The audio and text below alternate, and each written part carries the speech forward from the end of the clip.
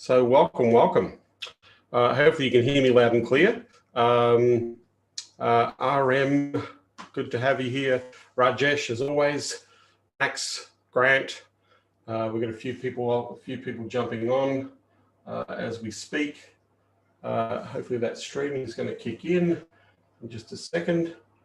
Waiting for our Facebook friends all over the world to join us. Here we go. We're live on Facebook. In fact, I'm just going to move this in front of me so I can see it.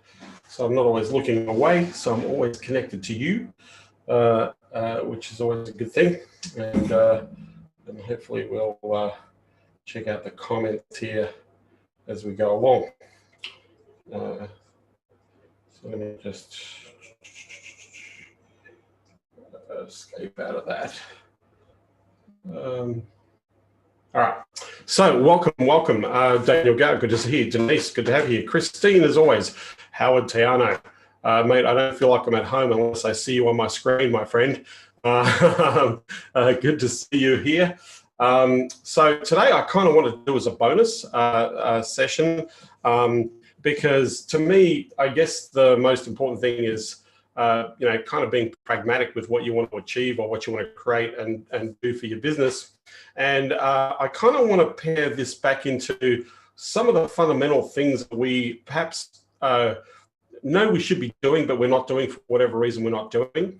Some of the things perhaps we're needing to get some clarity on. So I kind of one of those who joined me here on the Zoom in front of me. Edward, good to have you here. And those here in the Facebook group are happy to receive your questions as we go through this. We've got a whole bunch of people jumping on, and I'm just looking at the chat here. Mark, still babysitting with your children. I understand. Thank you for the commitment for being here. So I kind of wanted to talk about the kind of the pragmatic process of going out there and generating a client. And I also wanted to talk about some things that perhaps I would do. And more importantly, looking at the concept of if I was kind of just starting out, even though I have an established agency and I've had several established agencies, what I would do, what are some of the things, the common things that kind of keep coming back to me to say, you want to get out of the gate and you want to do this, right? You want to make this happen. So I do have some slides prepared. I kind of do want to unpack this with you as a group as well to make this pragmatic and practical. And those who are watching on the live streams on YouTube and on our Facebook groups, kind of want to make this practical and things you need to take into consideration because I know you might have heard me say that right now we should be absolutely freaking flat out right now. The demand for what we do or the demand for our digital services is significantly high. People don't know who to go to. People don't know how to ask the right questions. They don't even know who to find in this process. And so, they're doing what they traditionally do, ask people they know, or they go start searching. And if we in business are not kind of visible, then we don't exist. If I can't find you, if I can't see you for the product or service offering that you make in the market, if I can't search for you, you're invisible. That means I've got to find you or I've got to engage with you some other way. If you don't make yourself visible online to where people are asking the questions or where they're searching for you, then there is the only way that you can generate revenue or business is if you actually go the other way and to go direct to the market. You have to actually instigate the contact, which means you got to put some work in, right? You got to do some work, right? So to me, the only work that I believe that as agency or service providers that we should be doing is, unless we are full capacity and we're flat out and we can't handle any more clients, we actively have to be engaging all the time. This becomes the work. This becomes the consistency of work, is that we actually have to consistently engage. If we don't, and if we're not doing this, if we are struggling with the engagement process, right, then we've got to start looking at some really basic fundamental stuff. And I'm going to go through some of that here in this training. We're going to look at some fundamental stuff that makes you busy. And when I say makes you busy in having conversation. I've literally just, I had a fortunate meeting with, I'm in a particular mastermind group. These people that I'm in a mastermind group are very well known in the world. Like I've got some amazing names that I hung out with for the last 3 hours in a mastermind that I'm in. And it was really interesting that this thing that I'm about to talk to you even came up in this very high level mastermind. So the people that I'm speaking to, they're running 8-figure, 8-figure plus businesses, right? They're running big businesses in the marketplace. It was interesting even listening at that level, that this thing about the clarity, about building a business, building a real business that supports you, your aspirations, your desires, even to the basic fundamentals of asking, why are you in this game? Why do you love this game? Why are you doing what you're doing? Like, we're talking to people who kind of should have the answers to these questions. But even at the $50 million, $100 million mark, they still struggle with the answers. I'd say people who we would think have established themselves significantly in their businesses, they have all the accolades, all the success, they've got a lot of context in their worlds. They're very, very well-known people, right? And even they still struggle about what it is that they're doing in the marketplace. They still have questions about clarifying, what do I really love about doing this, right? And so when we come to this idea, there's a whole bunch of reasons to why we get into this game. Like, for some of us, it's we need to make some money, right? There's a pragmatic, we've got to make some cash. I've got to have a way to make cash. So I'm going to be self-employed. That means I've got to find something to sell or something to provide as a service that somebody is going to buy, and I'm going to start my opportunity. That ideal is very short-lived, right? People who are just in business for the purpose of making money, their businesses don't tend to last very long, and they are very short-lived in the marketplace. And I'm hoping that those who have been showing up for the last 4 days, or today, day 4, have been showing up, have a bigger intent than just, I need to put some cash in my bank account. Pragmatically or practically, we all should. That's just, that's part of your business. That's the goal of your business, that you're going to put cash in the bank, right? That's a given.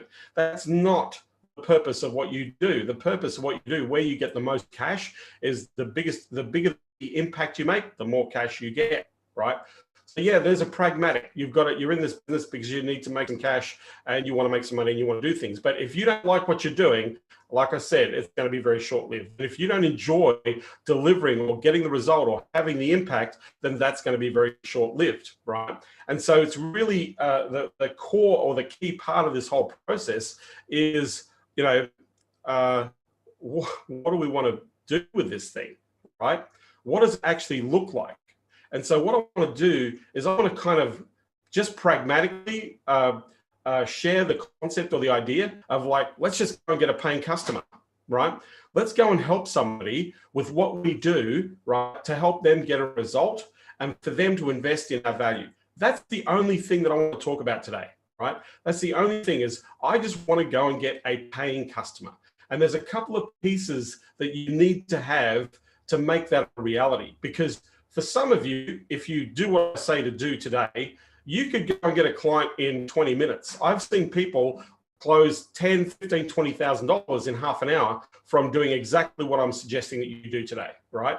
And for some of you, it might take you 2 or 3 days. And for some of you, it might take you a week. And for some of you, it might take you 5 or 6 weeks to go and get that paying customer, because of what you have to understand or what you have to realize to make that a reality.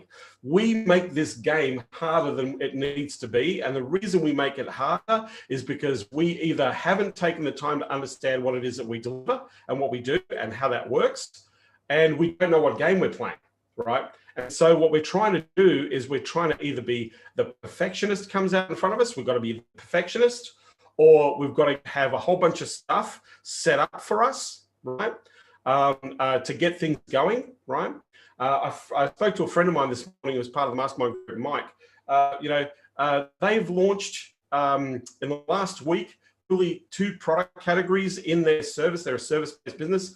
They launched a podcasting support service business, a marketing service for podcasts, and they also launched a service that provided social media content for their particular audience. They launched these two businesses this week. They already have 3 clients in the podcasting one, and they have 1 client on the social media content thing already this week. But here's the thing. They don't have the LLC, the bank account. They don't have anything set up as a structure for this business. They just had the idea, and they had a framework that they wrote down on a piece of paper, right? This is what we intend to do. Let's go and sell it. So they went and jumped out of an airplane, and now they're realizing, now through that process, they're building the parachute. They're getting the things that they need to do to get this in order. So even in their inception, right, their number one priority, and this is the thing that I often talk to the people that I work with, people are getting out the gate, the only thing you really need to be focused on is getting a paying customer. That's it. There is anything else that you're doing that does not directly contribute to you having a physical conversation to acquire a paying customer is irrelevant. And that's the game. When I talked to Mike, Mike said, yeah, we just got to go get the client. You know, the branding, the name of the company, all that sort of bullshit, that'll come later. The website, the landing pages, that'll come later. He literally showed me his iPad, like we're on the Zoom. He literally shared the iPad with the group and said, there's the business model, 5 squares and some words in each square. That's his business model to launch his product. And they've already got 3 customers. 3 customers paying $12,000, right, as a package to start a podcast. Already got 3 paying, already paid. Only started this week. It's Friday today. They started, pretty much launched it on Monday. So by the end of the week, they had 4 paying customers for 2 businesses, right, in this process. So he was like, we just got to get out of the gate. We've got to ship. We don't know what the animal is going to look like. We've got an idea. Here's our model. Here's our framework. We know what we want to do. We understand some of the elements that are important to make this work, but we haven't ironed all the details out. We just got to go and get the customers. And with these new customers, by the way, they're going to formalize and build and create the thing that they want to create as a business model. They have the idea. Now they've got to start to actually make sure that they're building those frameworks. So they're going to do everything humanly possible to make sure these customers that have invested in their services initially are going to get the best experience they can. Are they going to screw it up? And this is Mike, he says, you know what? I know we're going to mess this up. We've got 3 paying customers, but I know right now we're going to screw this up. We're probably going to mess. It's not an intention to mess it up, but there are pieces that we haven't got into place, and we're going to mess this up. And we're going to do everything humanly possible to make sure that the people who pay us money are going to get what they paid for, right? Even if we make a loss out of what they paid us, we're still going to help them get what they paid for because they've committed to the idea. They've committed to the concept. Right.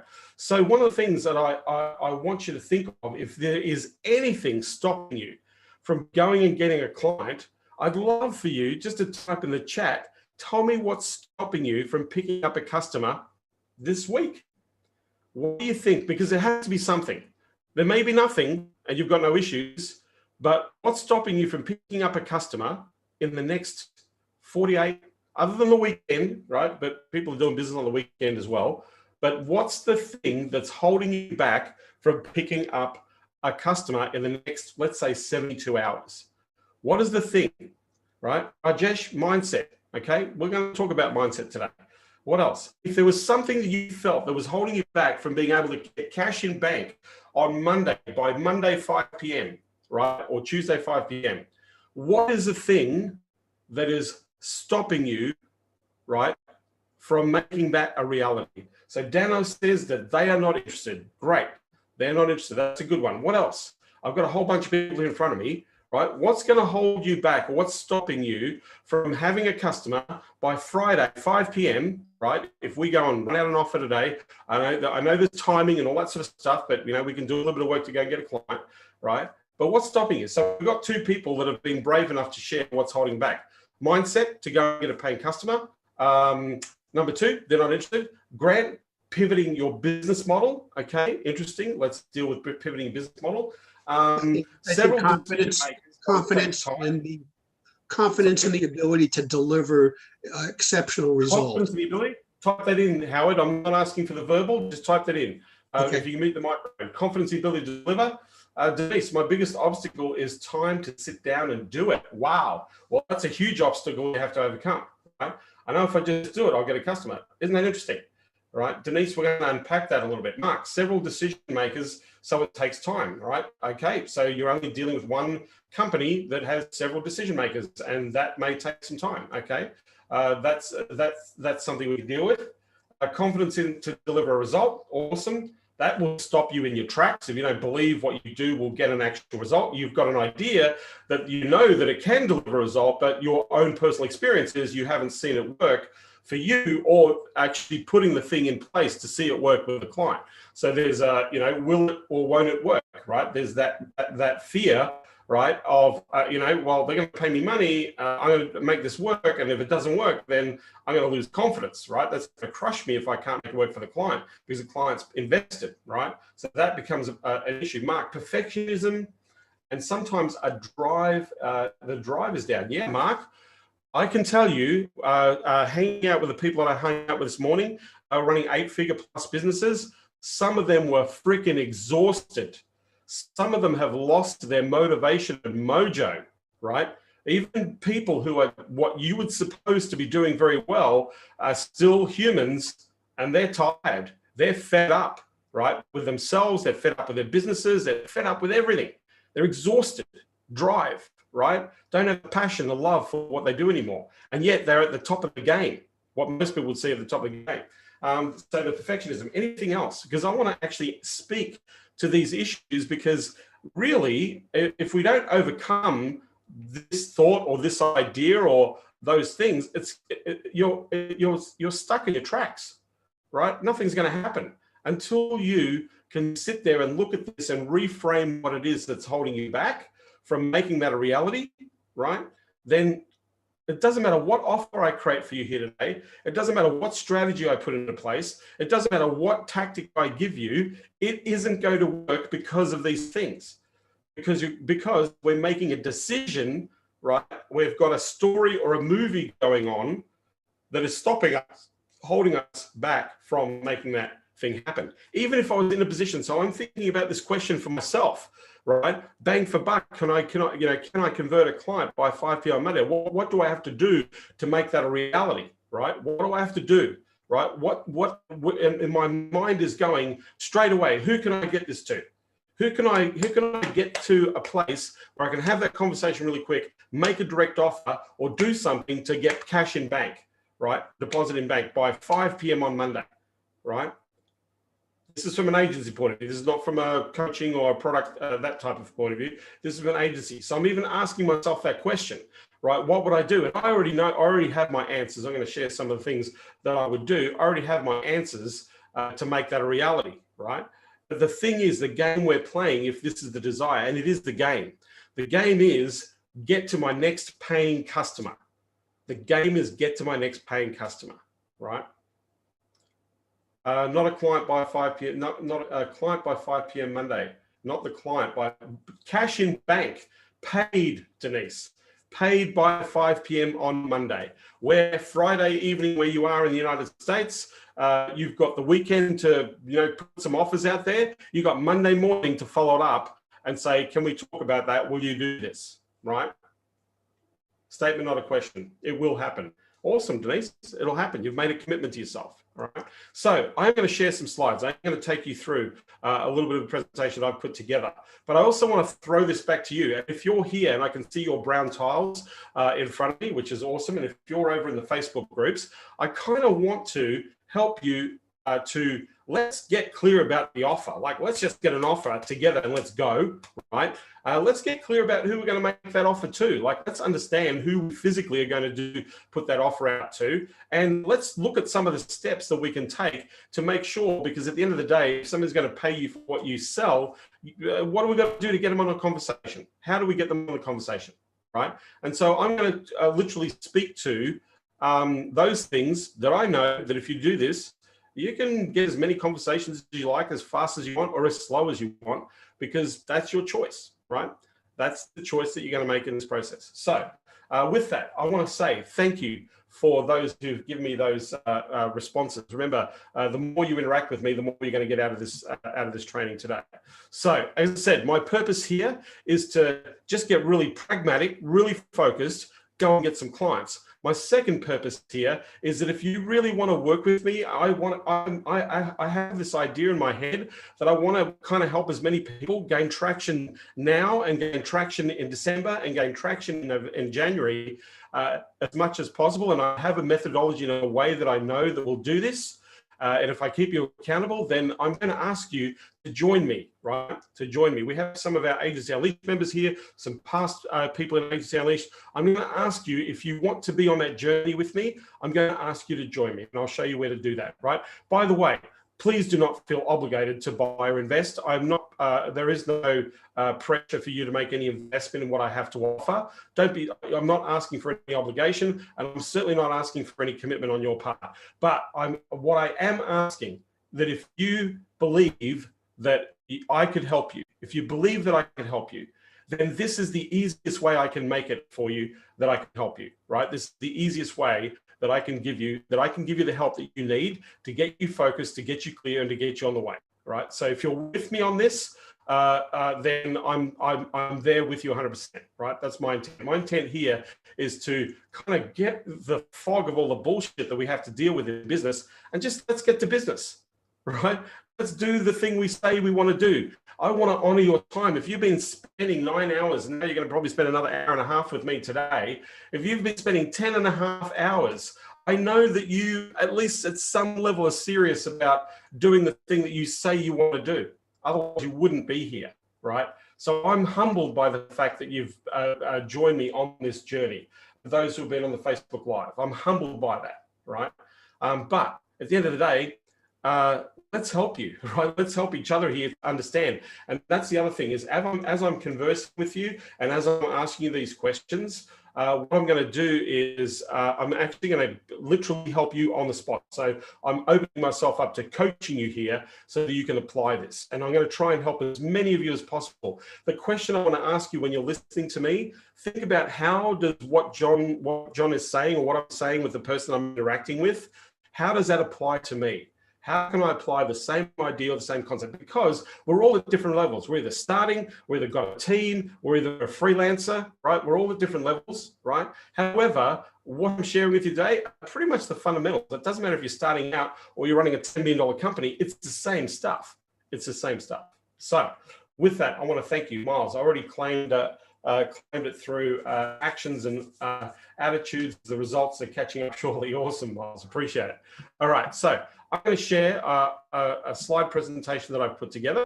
And I just want to go through to the beginning. Whoops.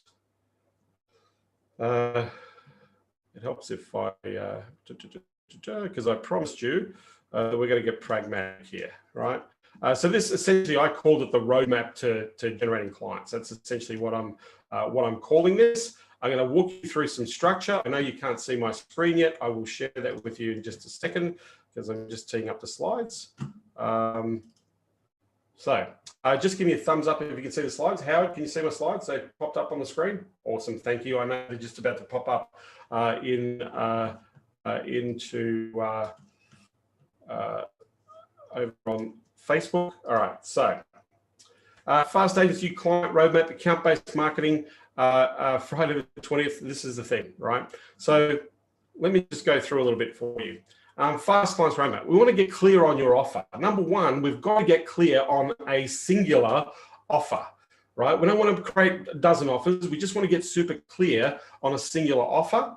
Then we kind of make a list of who we can help, right? I want to speak to this. I want to speak to the idea of niching. I want to speak to the idea of the types of businesses you want to target, right? At the end of the day, the purpose of the exercise here is to how to accelerate the process from the idea of an offer to engagement to a client paying you money and working with you. All I'm trying to do is compress time, right? This is the fastest path to compress time, right? So we need to make a list. We've got to give our offer to someone. So we're going to figure out how we're going to give our offer to someone, right? We want to invite them to have a look and to have a conversation, right? We want to invite them to have a look at what this offer is or look at the idea that we're sharing and to have a conversation with us. That's what we want to do in this process, right? We need to establish the need, and you already have to have your plan as how you're going to help them ready, right? By the way, right in this minute today, you don't need that plan, right? You don't need that plan today, right? You need the plan to get to that conversation. You need the plan by the time when you get to that conversation, you know what you're going to sell them. You know what you're going to help them with. So you already know what it is you're offering. You know what the price is. And by the way, whether it's a small price or a big price, it doesn't matter. If it's $100 or $500 or $1,000 or $3,000, whatever the price is, it doesn't matter, right? It doesn't matter. We're selling this thing that we're offering, right? So we need to establish the need. We need to have a plan, and we need to make the offer to work with them. Right? We need to encourage them. We need to ask them. We need to basically, ask them if they want to do this thing or this idea that we're sharing as an offer. So that's essentially what we're actually going through in this process, right? And so my question oftentimes, right, is what am I offering, right? What am I offering, and what is the result that I hope to achieve, right? What am I offering, and what is the result that I hope to achieve for my customer? What I'd like to do, just from your perspective, because I want to make this a little bit of a working session, if you could just type in the chat, right? What is it that you want to offer, and what is the result that it'll achieve? Just type in the chat. I want you to bullet point this. If you can go along, because the more information you give me, the more I can help you to craft your offer, right? So if you type in the chat, what are you offering, right? What are you offering? Okay, increase in online sales. Okay, so the service that you're offering to generate that increase in online sales is what, Dano? That's the result, right? An increase. You're focusing on ways to increase sales. So you're talking about an e-commerce strategy that's designed to increase online sales. Great. So you're looking for e-commerce businesses, e-commerce strategy to increase online sales. So what are you offering, right? What is the result of what you do that you're offering to the market? I need, if you can just type that in, right? So Howard says lead generation, lead management, and appointments. So ultimately you're offering appointments. The big result that you're going to deliver, Howard, is this person who's put up their hand and said, I'm interested in product or service. I'm happy to make an appointment with somebody to answer the questions that I need to be able to buy this product or service. That is essentially what you're offering. You're offering the end result, the appointment, the thing that they desire the most, right? Thanks, by the way, Howard. I appreciate you hopping on, because this is really, really important, right? The way you're describing this or what you do, we're talking to the nth result. We're not talking to just generate leads, or we're not talking about just manage leads. No, we're going to give you appointments. Do you want appointments right now? Would you like somebody to book appointments in your calendar right now? Are you taking on clients right now? You have the easiest offer, because to me, if I'm in business and I need clients, well, yeah, okay, I want appointments. What is that going to look like, Howard? Right? That's the conversation that you're opening up to. I'm not asking you to answer the question, but that's the conversation that you're opening up to. What is that? That person's going to go, what does this look like? Right? So for Don, it would be to say, bring in 150 to 200 guests a month would be of interest. Yep. Obviously for restaurants. Also understanding that restaurants right now, that industry is being hammered, depending on the rules and the laws and the state-by-state situations in terms of what's going on with COVID are going to have an impact on that. So maybe our story, our offer, our rhetoric might need to change. Maybe it's like, hey, when we get out of this mess that we're in, that we can actually do forward bookings. That might be an option as part of that process. Mark, to generate more sales opportunities and close more deals. Okay, so Mark, what is going to generate more sales opportunities and close more deals? What is the vehicle that you're doing to generate more sales opportunities and to close the more deals, right?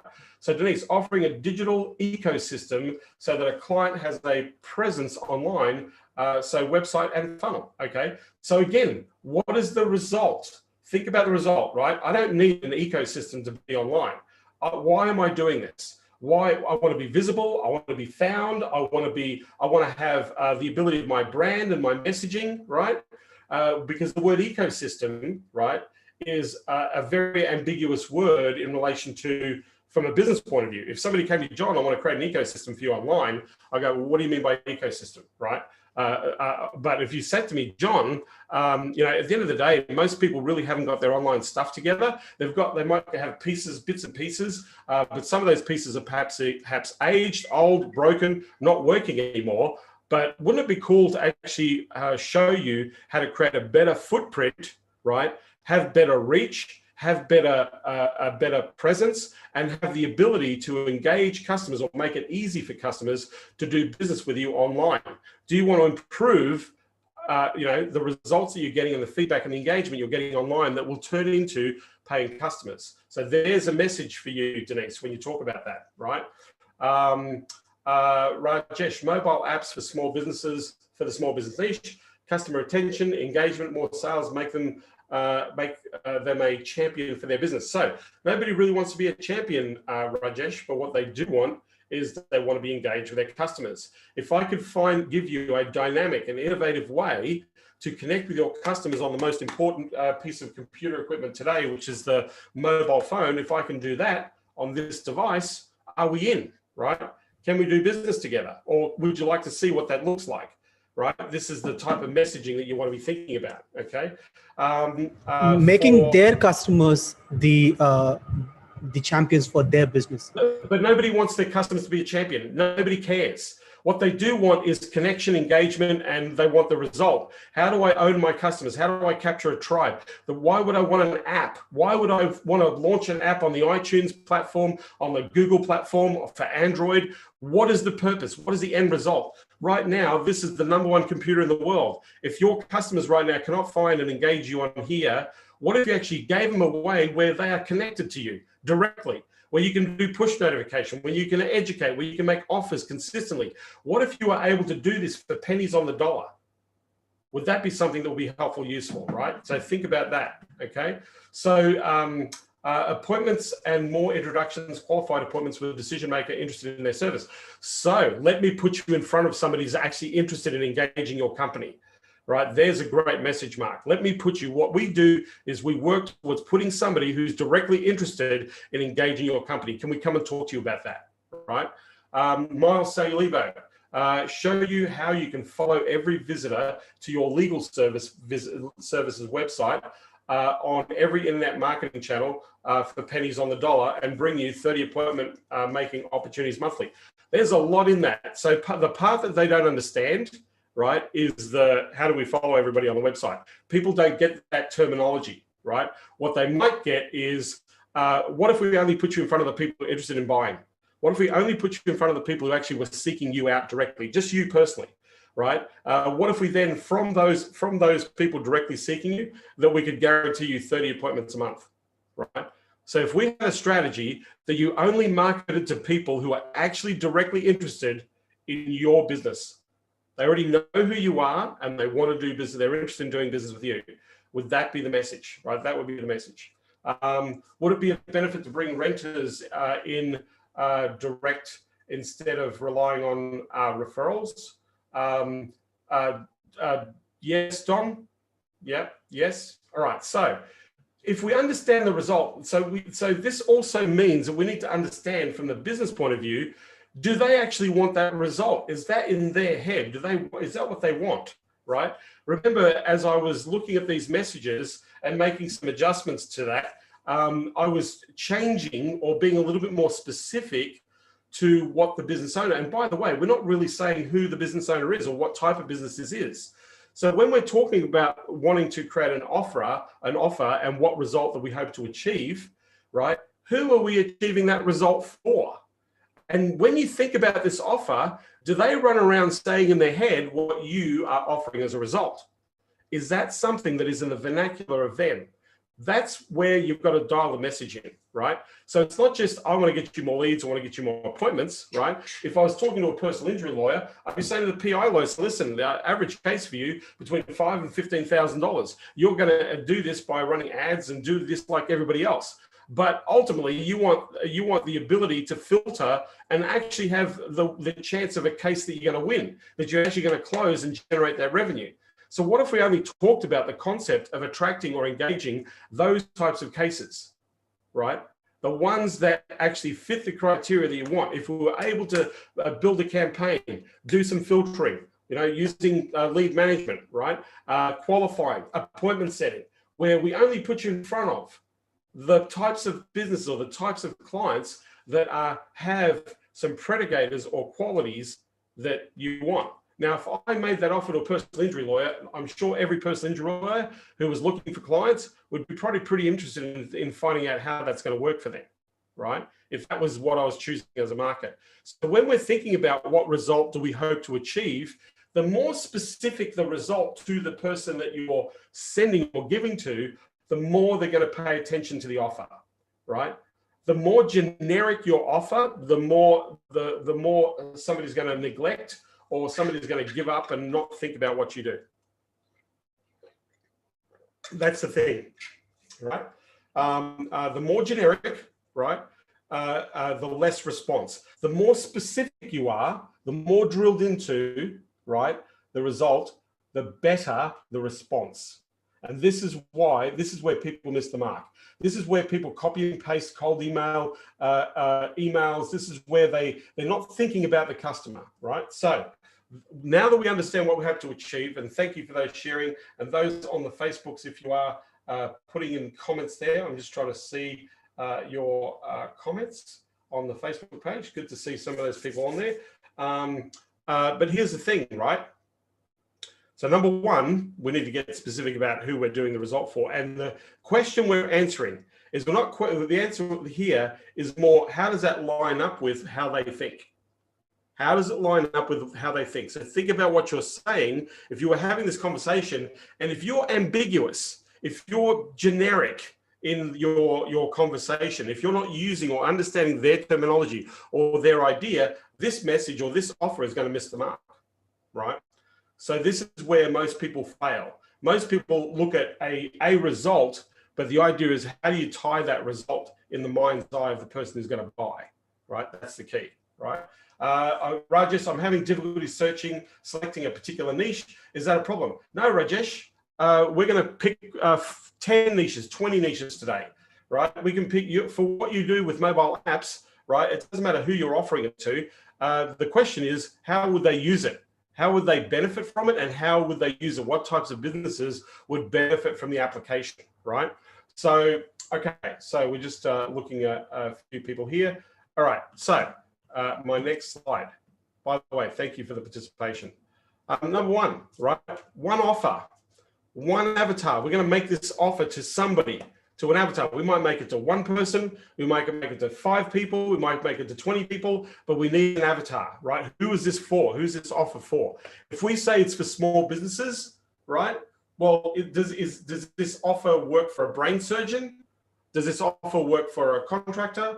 Does this offer work for right? Who? The avatar, right? What's the service? One service offering. Not, I'm going to do websites, and I'm going to do, Denise, right? I'm going to do your websites, and I'm going to build a funnel, and I'm going to do the da-da-da. I'm going to do everything, right? Too much information. You need to pick one element of what you do and make that the offer. One element. The other stuff will evolve from that, right? One offer right now is, do you need your website redone? Because a lot of websites need to be redone right now, right? Now, the engagement strategy, right? So one offer, one avatar, one service, one engagement, one thing that we're going to do. What are we going to do to reach out, engage, get this information? And one plan, right? Our goal, this is our plan. Our plan is to get one paying customer. That's the plan. So between now and when that happens as a reality or begins as a reality, that's where the attention is, right? How do we get to this paying customer? That's all you need to focus on, nothing else. One plan is to get one customer, because once we get one customer, guess what? We can replicate what we did to get that one client. We can reverse engineer exactly what worked and do it again and again and get to the next client. And here's the thing: when we get to this paying customer, the next paying customer, what we have to do is we have to double down and get to the next one as quickly as possible straight after that. This is not, let's drop everything and then just go and fix this problem for the customer. You're going to do that anyway. But what you've got to do, and this is the mistake, right? If you get into this situation, this is where this is the trap, right? That if you get in this situation when you generate this client, you get this paying client, if you drop everything to go and service the client because you've got this client and stop offering to the market, then you'll get stuck. You're going to screw it up for the client that you're working with, and you're going to kill your momentum. So there's nothing better that when you make a sale, you're going to make a 2 or 3. I generally find that when you make one sale, you're always going to make 3 to 5 sales straight away. You make one, it's worth 3 to 5 straight away because it builds momentum. You've got to double down, right, on that process, right? So what is the problem you're solving for your customer? What is their problem? So think about think about why are they pissed off with this if they're pissed off with it? How much is this costing them if they don't get it right? How is this not working for them, right? What is the problem? Why do they want to do this? Why would they want to do this? Remember, we talked about the buyer's journey. What are the triggers that are encouraging people to make the decision right now to choose what it is that you have to offer? The other question I often ask myself is, who's buying what I have to offer right now? So who's selling what I have to offer and who's buying it for them? Right? Look at one of the things that I know from a validation point of view, if I've got an offer, who's offering what I offer? Who is offering it successfully? Who are they offering it to? Why are they buying? What are they selling and how much are they charging for it? Right? Edward, you're looking at the regenerative medicine market. There's probably in the world that I know of, and I know this market very well, there's probably only 2 people that I know, and you know one of them, 2 people that I know that crush in regenerative medicine. There's only 2 people in the world, and they've worked with more regenerative medicine customers than anybody else on the planet, and they still mess it up. They still don't get it right. They still fuck it up in the market, right? So they're the best in the world. I know because I trained one of them, right?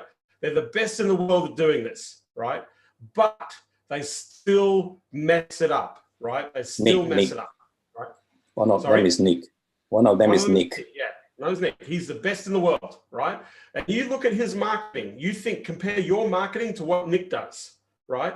He changes it up. He massages. He's aggressive. He's very aggressive in that market, and that's why that's why he's running multi-million dollars worth of revenue in that market. And by the way, that market is so small. It's not a big market. It's not big enough for 5 or 10 or 20 players. Yet everybody wants to go to that market because the cost of value is so high. Everybody wants regenerative medicine because the average sale is worth $5,000 to $10,000 or $15,000 or $50,000, depending on what the deal is for the doctor. So it's more about the money, the value of the product, than it is about the service, right? They think that, if I can get a lead for $1,000 and they make $5,000 or $10,000 out of every lead, well, the guy will hire me forever. Well, you and I know that it doesn't work that way, right? So to go to this, to speak to my point, who's selling what you sell, right? We need to, in your mind, you need to validate that this has already been done, right? Whatever you're offering, you need to validate that this has already been done. Somebody's already spending money, because this makes it easier for you to sell. If you understand who else is selling it and what they're selling and how they look about selling it, this is going to give you clues as to why people are buying, right? And the other thing is what is the result that you want to promise them?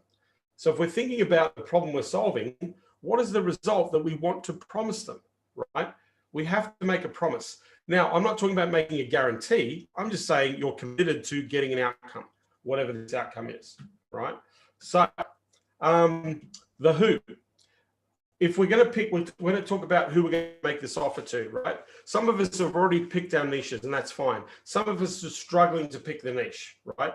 So my thing with, if I want to go and pick a niche, my question is, do I know something about the businesses that I'm picking? Do I know something about them?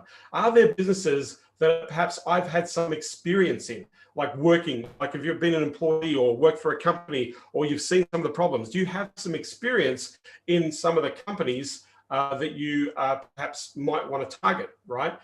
Do you know something about their business? Are you familiar? Maybe you grew up in a household where your father or your mother or your uncle or your sister or somebody built this business as a family business, and you know what this business is about, right?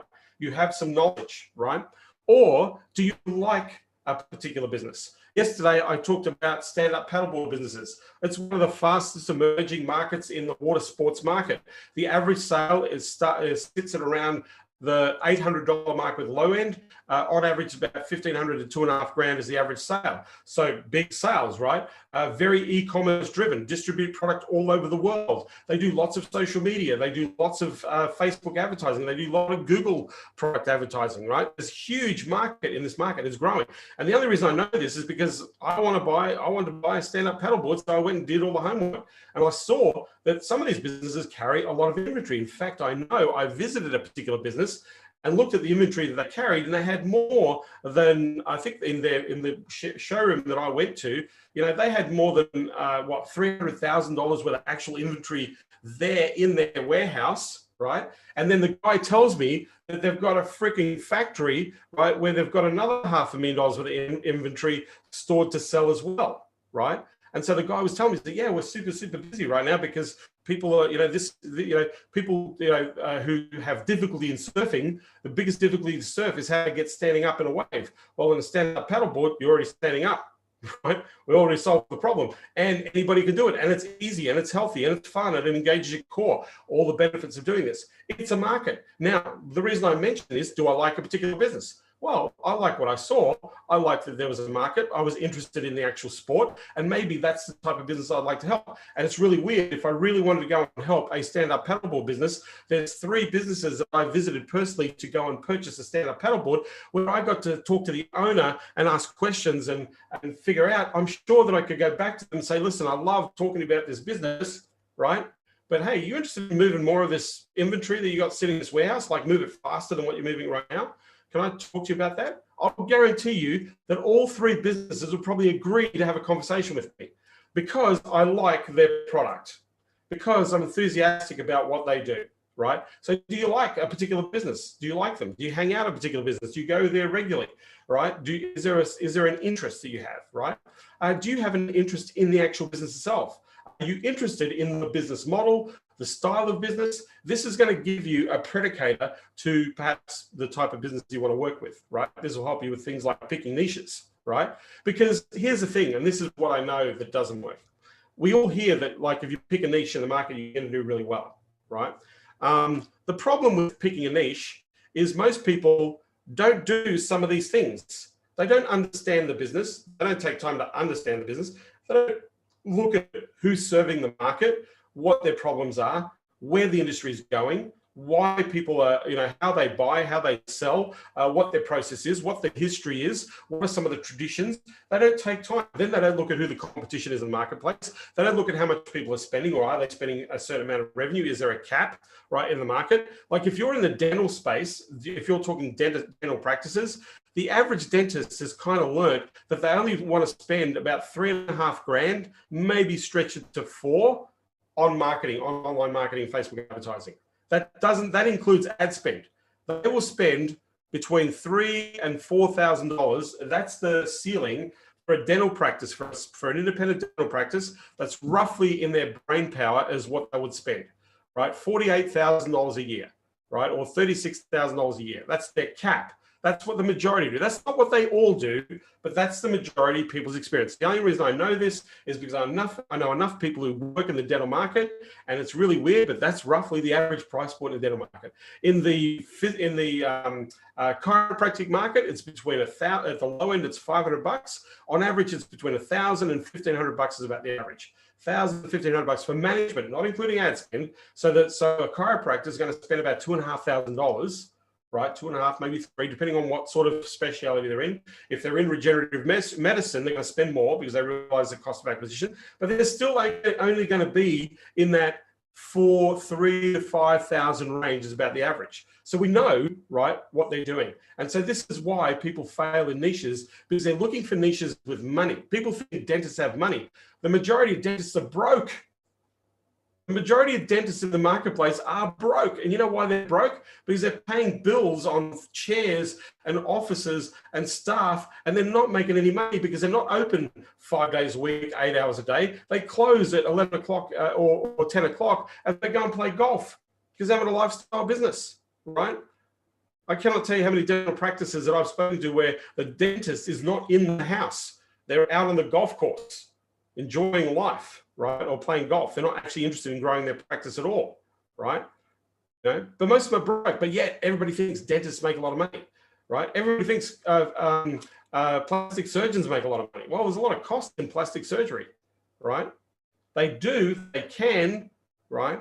But you need to understand the business. So if you want to pick a niche, you got to like it. If you don't like it, it's not going to work. If you don't like the people you're dealing with, if you don't like the model of the business that they do, the livability or the life of your business is going to be very limited, because you're going to get ticked off and you're going to move on. I see people giving up way too early. I see people trying so hard in the real estate niche, right? They try a few things here and there, and it's just not working out. And that's because they're not answering the right questions. That's because they're not focused on the right things. That's because they really don't understand. And the other thing is they're talking to the wrong parts of the real estate market.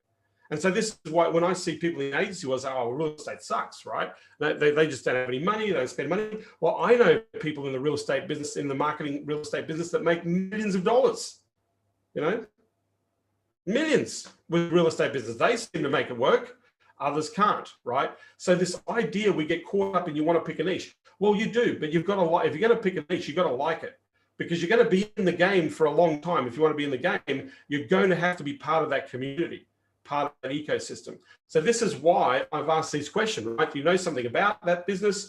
Do you have experience in the business? Do you like a particular business model? Do you have an interest in the business itself?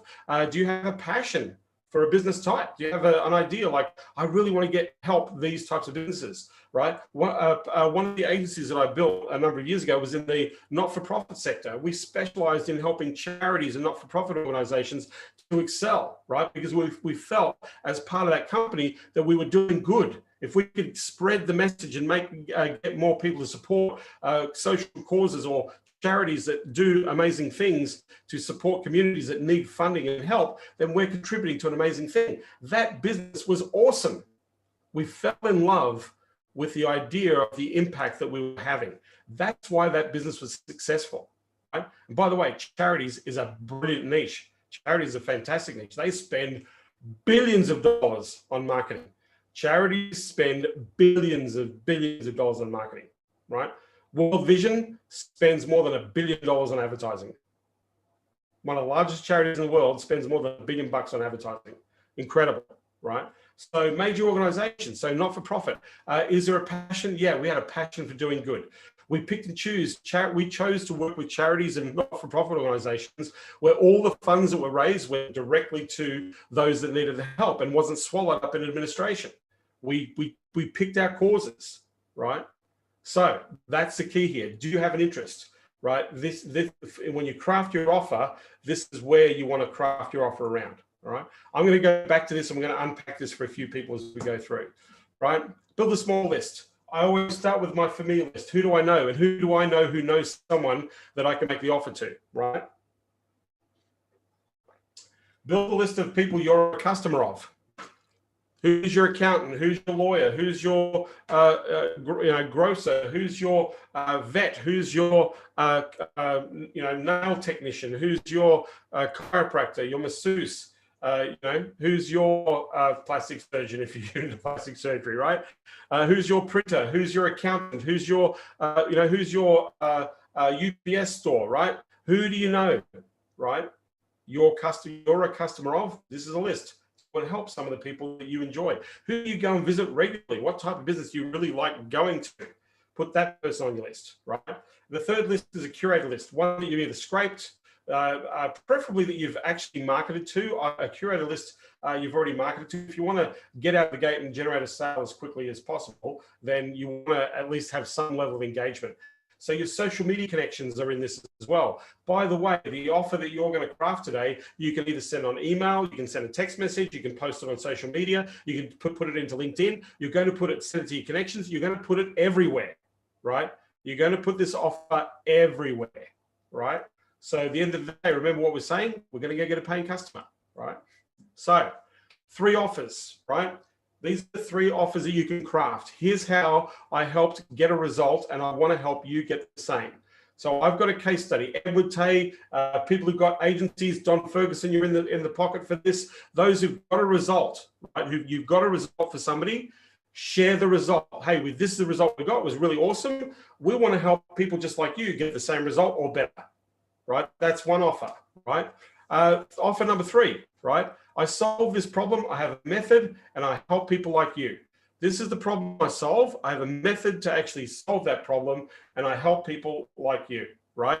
This is so this is crafting the offer, right? We'll talk about how this looks in just a moment. Okay. So do you need help with, or are you interested in it? Do you need help with this idea, or are you interested? Hey, are you interested in running Facebook ads to get clients? Hey, do you need help with rebranding or redoing your website? Hey, do you need some help with improving your conversions? Hey, do you want to be visible? Do you need some help with Google My Business? Get some SEO happening? Hey, do you need help? These are 3 simple offers, right? Here's how I help somebody get a result. Case study. Let me help you get a result. I solve this problem. I have a method and I help people like you. This is the problem I solve. I have a method to solve that problem and I help people like you. That's the second offer. And the third offer is, do you need help with this? Or are you interested in this? Yes or no? Are you interested in getting some help? Right? Right. So let me give you an example of the third one, the do you need help one. This is a generic offer. So Tanner, one of my champions I work with, he used this strategy. He basically said, this was the help offer. He said, he posted this in a business Facebook group, right? Business Facebook group. And this is basically what he posted. He said, hey guys, anybody struggling or anybody's current Facebook campaign stuck right now? I'm just seeing some really interesting things where we've been able to make some slight adjustments. If you need some help or if you want me to have a look at it, I'm more than happy to give you a tweak, right? I'm not interested. It's not about hiring me. I just want to stop people wasting money on Facebook and people who are struggling, or if you've got a campaign right now that's not working and it sucks, can I just have a look at it for you? I might be able to fix it for you. Are you interested? Right? That was the offer. That was, do you need my help? Do you need help with this idea? Do you need help with your Facebook campaign that isn't working right now? Right? Do you need help with the Facebook campaign? Do you need help with an AdWords campaign that's not converting right now? Do you need help with redoing your website? Do you need help with getting your cell phone Google Maps or Google My Business? Do you need help with getting direct access to patients on Google right now? Do you need help with that? Right? Hey, do you need help? So that's an offer, right? That I solve this problem, I have a method and I help people like you say, hey, biggest problem right now is people say that the leads they're getting from Facebook suck, right? The leads that they're getting from Facebook are terrible, right? We have a method to filter leads and actually set appointments for you. So we help people get direct appointments from Facebook, guaranteed in your calendar, right? The problem is most leads suck, or most leads are terrible, or most leads you're struggling to convert leads. So we have a method to actually get a better quality lead, but more importantly, to book an appointment with somebody who is interested in having the questions answered by your service, right? Can I come and talk to you about that method on how we solve that problem, right? What is the problem you solve, the method you have, and can you help people to solve that problem, right? And then the case study one is, I'll give an example for one of our champions. Frank worked with a moving company within a 6-month period, just with Facebook ads. They generated more than $1 million worth of moving contracts in 6 months. So here was the offer. Hey, here's how we helped a local moving company add $1 million worth of moving contracts in the last 6 months. That's roughly $350,000 a month in new moving deals every month. Would you like me to show you exactly what we did to put $350,000 worth of moving deals in this moving company? Yes or no? Just put up your hand if you think that offer worked. Right? Thumbs up. That offer worked. That offer got him 15 new clients, right? Because he got the results. I want to show you exactly the method we use to get the result. We have another champion, Richard, who specializes in the display home market. So in Australia, we have where they build out these suburbs where they have display homes, where they have designs. You can go in, walk in, fill out a form if you're interested in buying the design, house and land package, that sort of thing. He has a system, a Facebook ad system, that pretty much closes about $6 million worth of sales every 90 days. So $6 million worth of sales, housing sales, every 90 days for display homes using his system, using his Facebook ad system. And most people in the house and land package deal business don't believe Facebook can work for them. Yet this guy in 90 days will pull in 6 million in sales with using Facebook ads. Now you got to have a budget. Now the reason why he chose that niche is that niche will spend hundreds of thousands of dollars, right, on advertising and promotion to sell their home and land packages, right? So he really knows they've got the money. So to get $6 million in sales, they've got to give him a budget of at least a minimum of $50,000 in ad spend, right? But his promise, right? I help companies close up to $6 million in housing sales in a 90-day period with an ad spend with a marketing budget of less than $150,000. So $6 million return, $150,000 down. Last time I checked, that was a pretty good return on investment, right?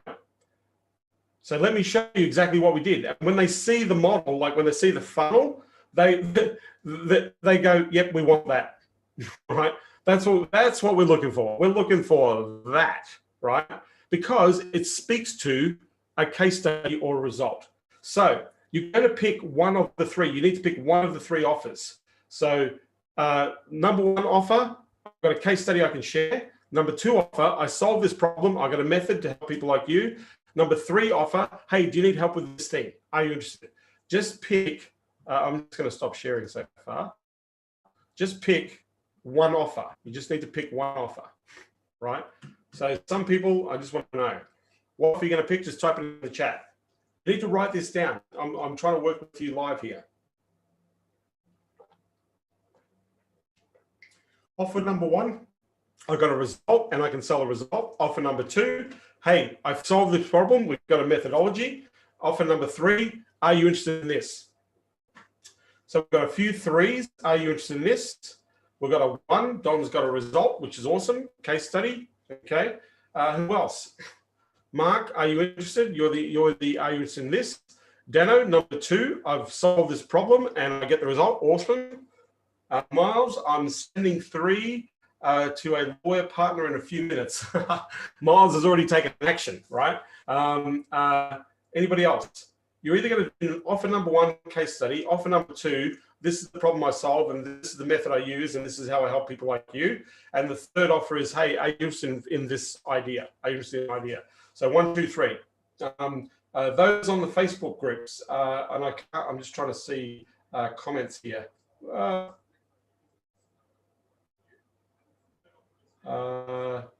There's one comment I can see. What's the one comment?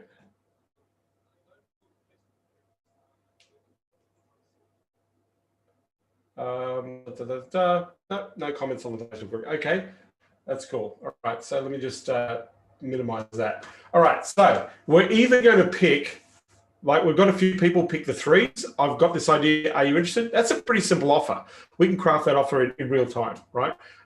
So before I move on into this process, takeaways so far. If you look at your notes, what are some of the takeaways? I just want you to type in the chat, just so I know you're alive here. Good to see all these faces. Takeaways so far.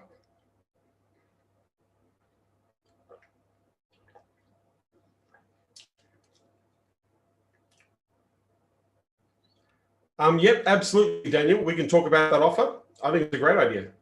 It's something that's been done many times. Keep it very simple. Yeah, Howard says keep it simple. Mark says keep it simple. Rajesh, the simplicity. Yeah.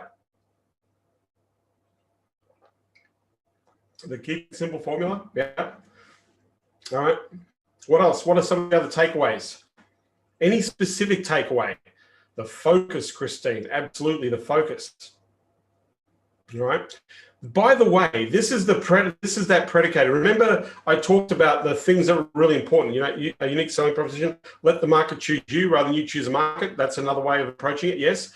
One thing that I want to kind of just make clear here, right? The real thing that you need to be paying attention to is that how do you believe what you do solves a problem that the market you serve, right? How do you know that it's going to help them? You've got, this is the understanding piece, right? Because just putting an offer out there and say, I want to build a website for you in the pet, you know, in the vet market or whatever, right? You know, think about the impact, think about what they're thinking of when they're looking to buy. That's the approach here. What is the thing, when they want to buy this thing, what are they looking for? What is the result? Why are they making the decision? Why would they make the decision to do this thing? Because you can use that as an excuse, right? You might say, like, the excuse might be, are you frustrated with Facebook right now? Are you frustrated with the crappy leads that you are trying to attract on Facebook right now? Because I know in their head, like, these leads are terrible, right? We've got all these freaking leads and none of them are worth anything. We're not closing anything. They're not thinking about what the process, what the strategy, what the follow-up is. They're not thinking about that. But in their mind, they're saying, yeah, Facebook sucks. We can't seem to make it work. And yet, if you look at the competition are able to make it work. It's really weird, right? In that process, yeah. So, thank you. We're just going to get back to the share. I don't know why that is. Let me just stop sharing. Okay. Just give the escape. Good old Zoom is playing with me. All right, we're going to share this and we're going to go back to, there we go. All right, so we're crafting our offer, all right? So these are the 3 offers we're going to make. Now, we want to engage. So how are we going to deliver, right? We're going to go outbound direct. There's no other way to do this. We haven't got time to run an ad, right? We haven't got any time to run an ad right now because we're going to have to wait for results for an ad to run. We need an ad to be approved, so it's going to take a little bit of time to do that. So we have to go direct. We're either going to do email, we can do a video email, speaking to Daniel Gow's concept here. We're going to call them to ask. These are the 4 things, right? We're going to go outbound direct. We're either going to go an email, we're going to do a video email, or we're going to call to ask. That's to engage, right? Hey, shot this through, gave this offer. Not sure if you're interested. Are you interested in something like that? Can we have a quick chat about it, right? That's the thing. So we need to go. We need to engage because we need to get to a conversation, right? So sales process. So, if they are interested, we need to understand what their objective is. We need to understand why they would consider something like this. We need a roadblock. What's going on, right? What's stopping you? Here's a plan. Here's an offer, and let's get started. We talked about this process through the trainings that we've had over the last couple of days. I don't want to go deep into that, but at the end of the day, remember you've got a plan, right? Your plan is to take people through a process to buy your product or your service. So you need to sit down and think about, step 1, if I had this conversation, what would that conversation look like? What questions would I ask? Write down the questions, right? These are things you need to be taking into consideration. Because just making the offer, if somebody says yes, it's really weird. People often say to me, John, can we get an appointment? Show me how to get the appointments. So I show you how to get the appointments. Then they get the appointment. And the next thing is like, what am I going to say to them, right? Well, if you don't know what to say to them, that's going to be really hard, right, for you. So you need to understand that you must have at least a half planned out process of what you're going to do. Are you going to demonstrate? Are you going to show them? What does that look like? Just map it out. Just get a blank sheet of paper and go, well, step 1, these are some of the questions I need to be able to ask to be able to help them. Step 2, this is what this, based, getting clear about what they want, getting clear about why they want it, getting clear about what's stopping them. Great, we know that. So here's the framework that we're going to get to the result, the objective. And then ultimately, we want to work together. So we're going to make a money offer to these people. This session, this training session is not about this part of the process, right? All we're going to try and do is we're going to try and craft an offer and we're going to release it. We're going to get it out to the market. But you need to, from this moment, from that process, you need to, what is the step to get the conversation and the engagement? I'm going to break that down for you in a second, right? I'm just going to stop there. And what we're going to do is I'm going to craft a couple of offers, right? So I'm going to ask you to unmute. If you do have a microphone, I'm going to randomly choose you or pick you purely because I can see what you're talking about here. So, so hopefully you've got a microphone. But Denise, if you can unmute your microphone, can you unmute your microphone for me, please? Yep. Can you hear me okay? I can. Where are you based, Denise? San Francisco Bay Area. You're in San Francisco Bay Area. The actual service that you want to offer, if we were looking at one offer, one core thing, not a group of suite services, what is the one thing? Okay. One offer, one thing. Before you answer the question, Denise. Yeah. Think about the first thing that comes to mind. Think about you're helping people You want to help people, right, in business. If you were to think about all the stuff that you know, right, we just want we want to sell just one thing. Not everything, just one thing. If we were to if we were to look at what we're selling or what we think we know we can sell, if you allowed yourself to go, you know what, if I looked at what I could sell, if I could just pick one thing, I would pick this thing. What would that one thing be, Denise? Build a website for life coaches. Build a website for life coaches. Okay, so we've got a market, right? That's awesome. Okay, so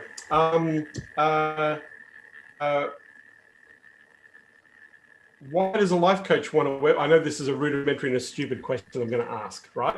So if you can play along with me, Denise. Yeah. And I know that we're recording. For those people who are watching, I will allow you to have access to this for those who decide to join me. But here's the thing, Denise. So life coaches, their whole goal is to attract more people that they can coach. Yes, they need clients to coach. Correct.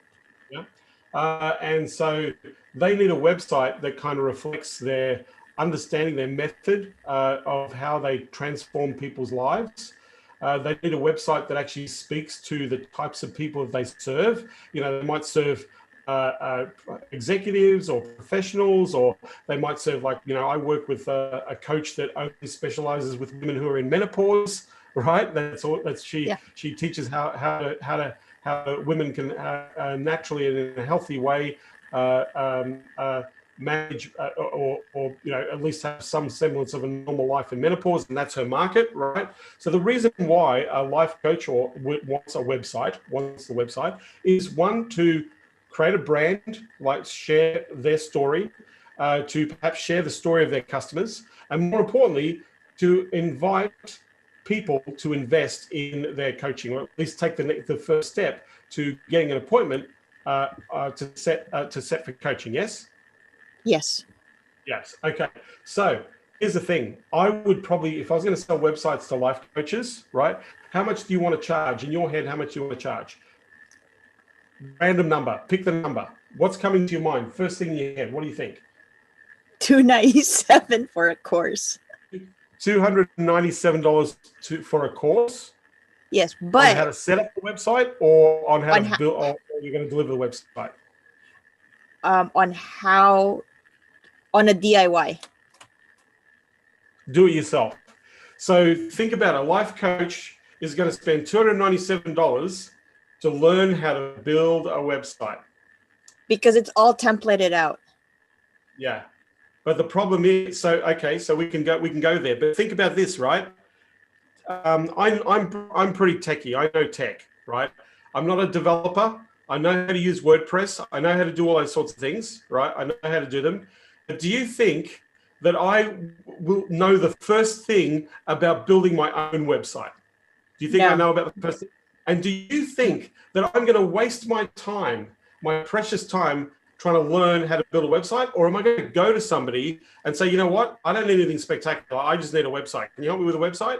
Which do you think I would choose? Do you think I would choose to learn? I'm going to learn. I'm a coach. I'm going to go and spend my time not being a coach. I'm going to learn how to build my own website. Or would I go and listen, I need a website. Where can I go?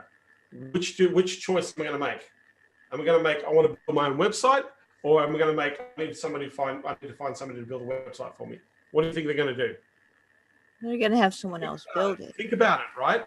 What would most people do? I know that most people, just as my experience, Denise, most people will not choose to buy a course to learn how to build a website. They would not choose that option. If they are interested, it would be a very small percentage of the marketplace.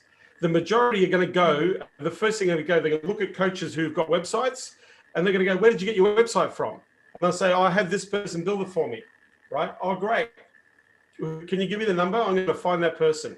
So your offer, think about it. If you're going to teach people how to build up their own website, there are websites online right now like Wix, like Squarespace. They allow you to build websites for free, and they build amazing websites. You just put your name in, put your logo in, press the button, and instantly you have a website for free, right? So think about what you're saying here. Are we doing, and I don't want to spend too much time on this, but if you're saying I'm going to sell a course for $297 to people who want to take out their time, to invest their own time to learn how to build a website. Maybe somebody who's in college wants to learn how to build a website. If they want to become a website builder or developer, they might buy a course on how to build a website. But people in business, they don't want to learn how to build a website. They just want to go and find somebody who's going to build a website because they don't know what they don't know. They don't know about autoresponders. They don't know about WordPress. They don't know about, oh, I've got a template. They don't know I've got to change that. They don't know how to use a CMS to change the website. You can show them how to do all those things, but they're going to go, this is going to take me freaking hours to get a website. Then I've got sales copy to put in there. Then I've got images to put in there. Then I've got, you see what I mean? You've got all the considerations, and what you have is complexity. Because if you're so one life coach is going to be different than the other life coach. So I'm a life coach that teaches dolphins how to, people to spend time with dolphins to release their life, right? Or I'm a life coach that just specializes in women with menopause, right? So then my website is going to be very different from the dolphin lady, right? So what you're selling or what you are attempting to sell, does the market want to buy this? And where are they buying them now? How are life coaches buying websites, Denise? I just told you how they buy them. They go look at another life coach website and go, where did you get your website from?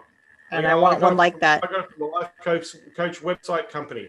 How much did you pay for your website? Oh, $1,500. And they did everything. Yeah, $1,500. They set up everything for me. Great. What do you think the life coach website company does?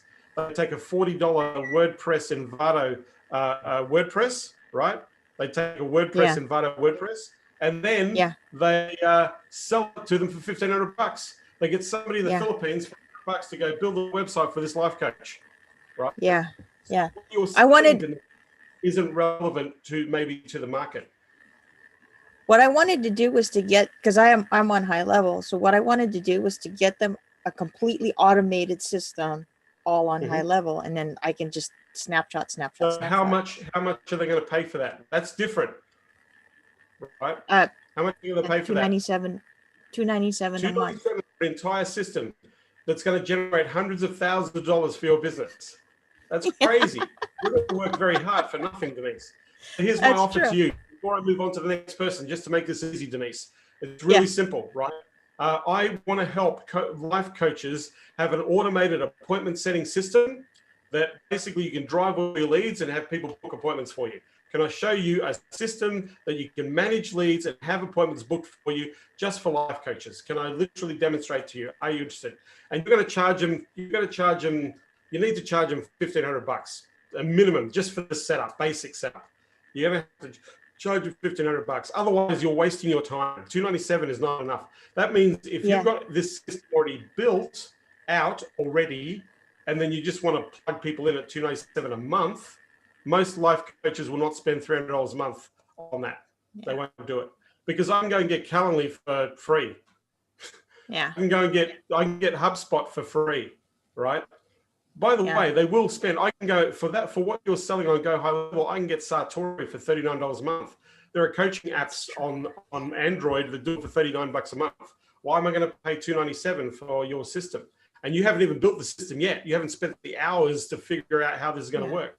So again, I'm going to ask you, I'm going to move on now, Denise, but you've got an idea, but you don't have the offer found and you don't understand how the market is going to buy your offer.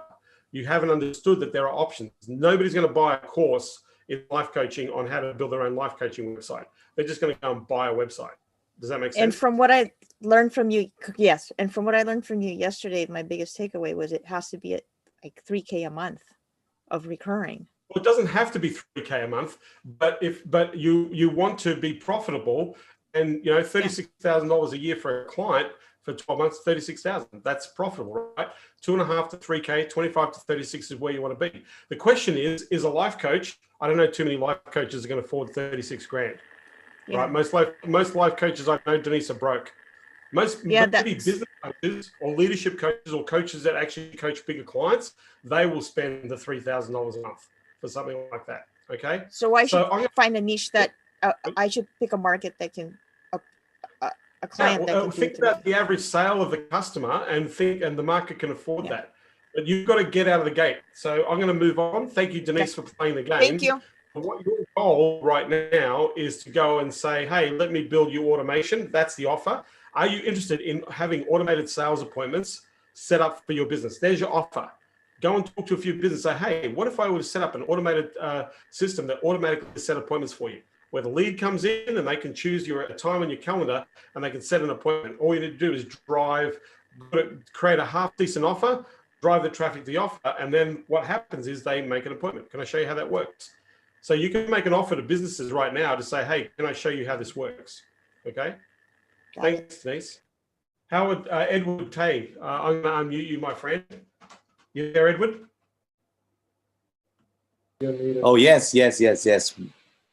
Yes, John. So what are we offering? Which offer are we going to choose? Case study, I can fix this, I can solve the problem, fix this, or are you interested in this idea? Daniel, maybe you can help me on that. Probably the custom video that I was talking about. Which one? Like pointing out the pain points. Yeah, can you answer on VR? Because I was leaving everything for Daniel to do it, and I was talking on the phone with another person. Daniel, can you help me on that, please?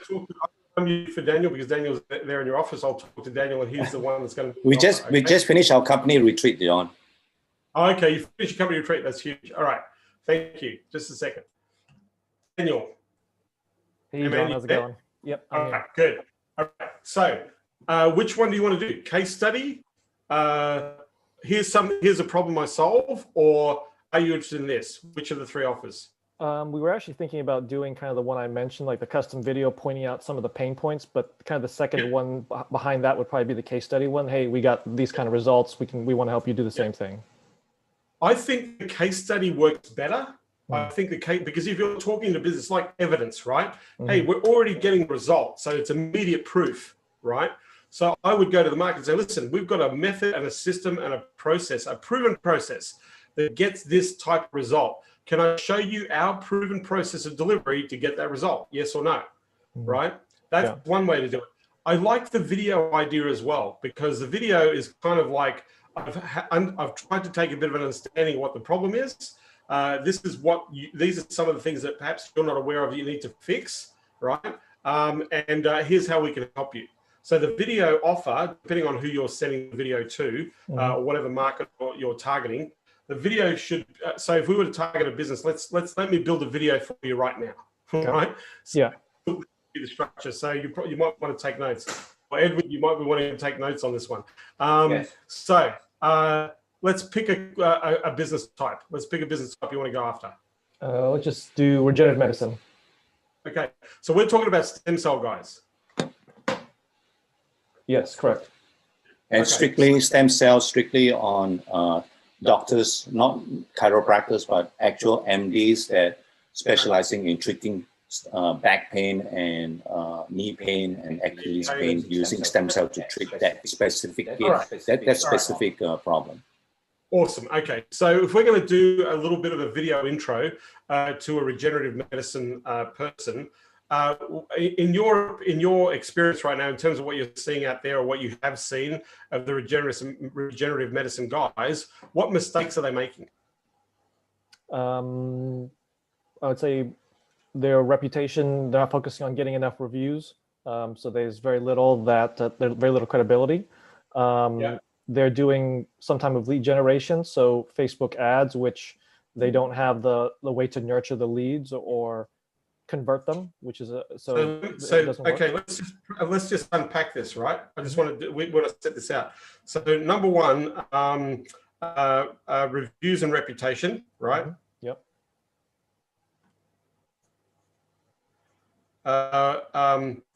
They get leads, but they're getting terrible leads. They're using Facebook to get terrible leads. Getting terrible leads because they don't know how to nurture them and close them. Facebook leads suck. Right? Or can't close. They can't close Facebook leads. Or struggle. Oh no, I won't say struggle. It's not struggle. It's have the training or the knowledge on how to But in their mind, they're not going to sit there and go, I don't have the training or knowledge how to close a lead. They think they're doctors. They think they know what they're doing. In their mind, a doctor is, the stem cell guys, the regenerative medicine guys, they're arrogant, right? Like dentists. Dentists are arrogant, right? They think, hey, I'm the dentist. I'm the expert. I've been in college for 10 years. I've done 10 years of the practice. I know what I'm talking about. When somebody sits down in front of me, they should be listening to me and they should just freaking buy. And they can't understand why they don't buy, because I provide a lot of information and they won't take the next step. Like, they don't understand what the process is, because they're doctors, they're not salespeople. So a doctor is not going to sit and say, my conversion rate sucks. They're going to say, well, the people who I'm attracting suck, right? It's never going to be on them. It's always going to be them. But the way to word this is the Facebook leads don't convert, right? It's the lead that is the problem, not the doctor. Although we know that it's the doctor and not the leads. Facebook leads suck. The Facebook leads suck. Well, the leads don't convert. So think of the words, right? The Facebook leads don't convert, right? So we're getting poor quality leads. What else is a problem? What is another problem? The Google ad campaign is not working because the way they're wording it, Google doesn't like stem cells, so they'll shut it down, but the doctor may not even realize that. So ads are not being displayed. So you're wasting money on Google ads that don't get shown. Yep. Yeah. What else? They're not being found through like a Google search, so SEO basically. They're not being found. They're not focusing on it. So nobody can find you in your brick and mortar local market. So you're invisible to the market. Say you're not visible and people can't find you, right? You're not visible, and people can't find you. Right. What else? Those are the main ones as far as services, but I would say that their insistence in their mind to say, oh, I'm a stem cell doctor, I do stem cell treatments, instead of saying I treat knee pain or back pain without surgery or without drugs. They're focused on, oh, I do stem cell, but that can scare some people. Yeah. Okay. I mean, to me, like, fixing people without drugs is a good thing, right? Yeah. Or without surgery. Yeah. So they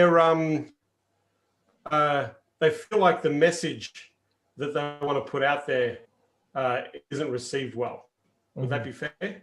Yeah. Yeah? Yes. Yeah. All right. So if we know the problem, we're going to create a little video here. This is my video script to solve, to say, hey, maybe we need to talk, right? So I'm going to be you, Daniel. Right? I'm going to be you, and I'm just going to riff this out, okay? Hey, Dr. Bob, this is Daniel at ABC Stem Cell Marketing Systems. Look, I know you've probably heard from a million people who say we can bring you leads and bring you customers and bring you patients, but I want to just identify some of the things that I know right now that are stopping you from generating the revenue or the patients who actually will benefit from the care that you have and the procedures from stem cell. Number one thing that we're seeing is most people realize that you want to actually generate reviews and build the reputation of your service. And the industry right now doesn't have a great reputation. The second thing is you probably might have tried or tested Facebook ads in the past, and maybe the campaigns haven't worked. But often what we're seeing is that Facebook leads in a lot of minds of doctors just don't convert. Right, so they find that they just describe as very difficult. And also, in trying all the different ad platforms, sometimes due to the nature of stem cell as being an advertised platform, there is a distinct problem in compliance. And oftentimes ads aren't shown and you're wasting money on things like Google ads, and you're not really seeing those results for your marketing and advertising. And the next thing we noticed is that at the end of the day, you're open. People need your help. People have got back pain, neck pain, knee pain, desperately need the services and the care with the treatment you provide. But ultimately, they cannot find you in the marketplace. And the biggest mistake and the biggest challenge we see with a lot of regenerative medicine or stem cell providers is that nobody can find you. Right, you're not visible in your local market, you're not searchable, and you're not actually getting direct access to customers, right? So if these are all your problems, I just want to very quickly say, I'd like to be able to just chat to you about, imagine if you could actually be visible, but more importantly, be the first choice for regenerative medicine in your community. So I'd love to be able to reach out to you if you're interested and chat with you about being that first choice, about being visible, and more importantly, understanding a process where you can actually have patients who choose you for the service, and more importantly, improve the way that you convert those patients to the market. Our specialty is we've helped these sorts of doctors get these types of results.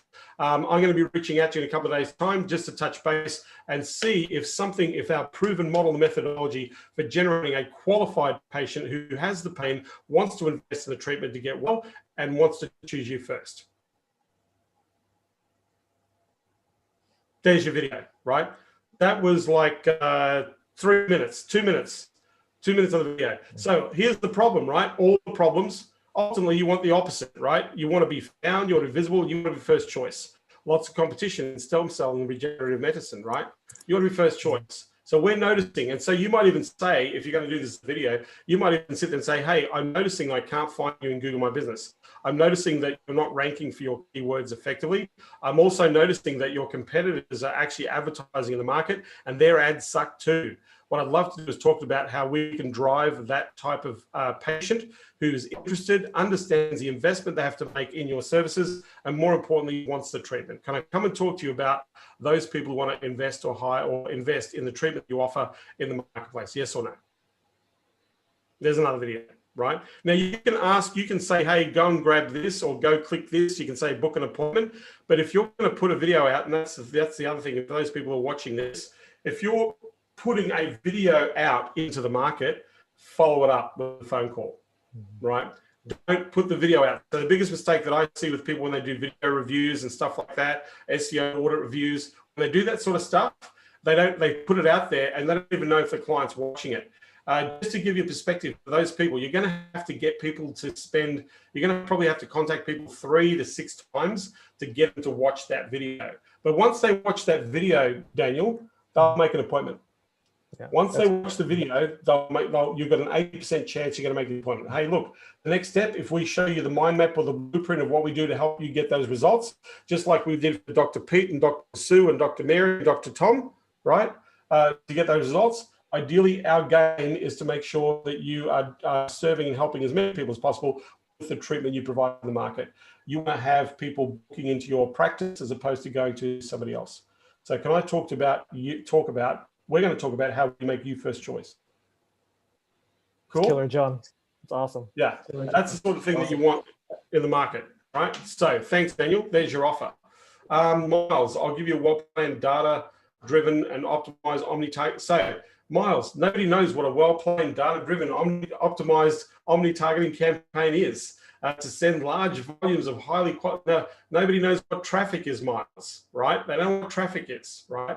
To convert into paying clients, would this be something that you and I can have a quick chat about? So the last bit I would say yes to. What I would say, Miles, is, hey, I want to send you only interested buyers. I want to actually introduce you to interested buyers who are specifically interested in what you have to offer.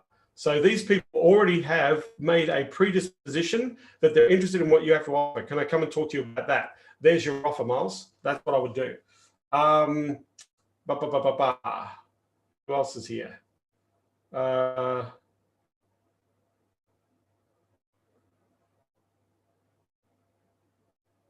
Yeah, you've got to take technical speak out of it. You know, Rajesh, you want to sell mobile apps. Why do I want a mobile app? Just unmute for me, my friend. I'm just going to, yeah. Why do I want a mobile app, Rajesh? Any business which needs to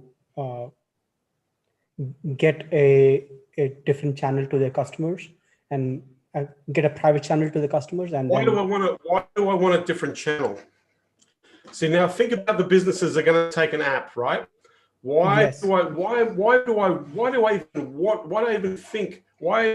be thinking about an app?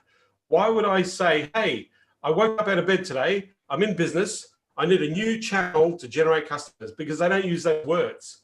So I'm going to sit there and say, ultimately, right now, you need to engage, you need to connect, and you need to be able to convert customers on a consistent basis.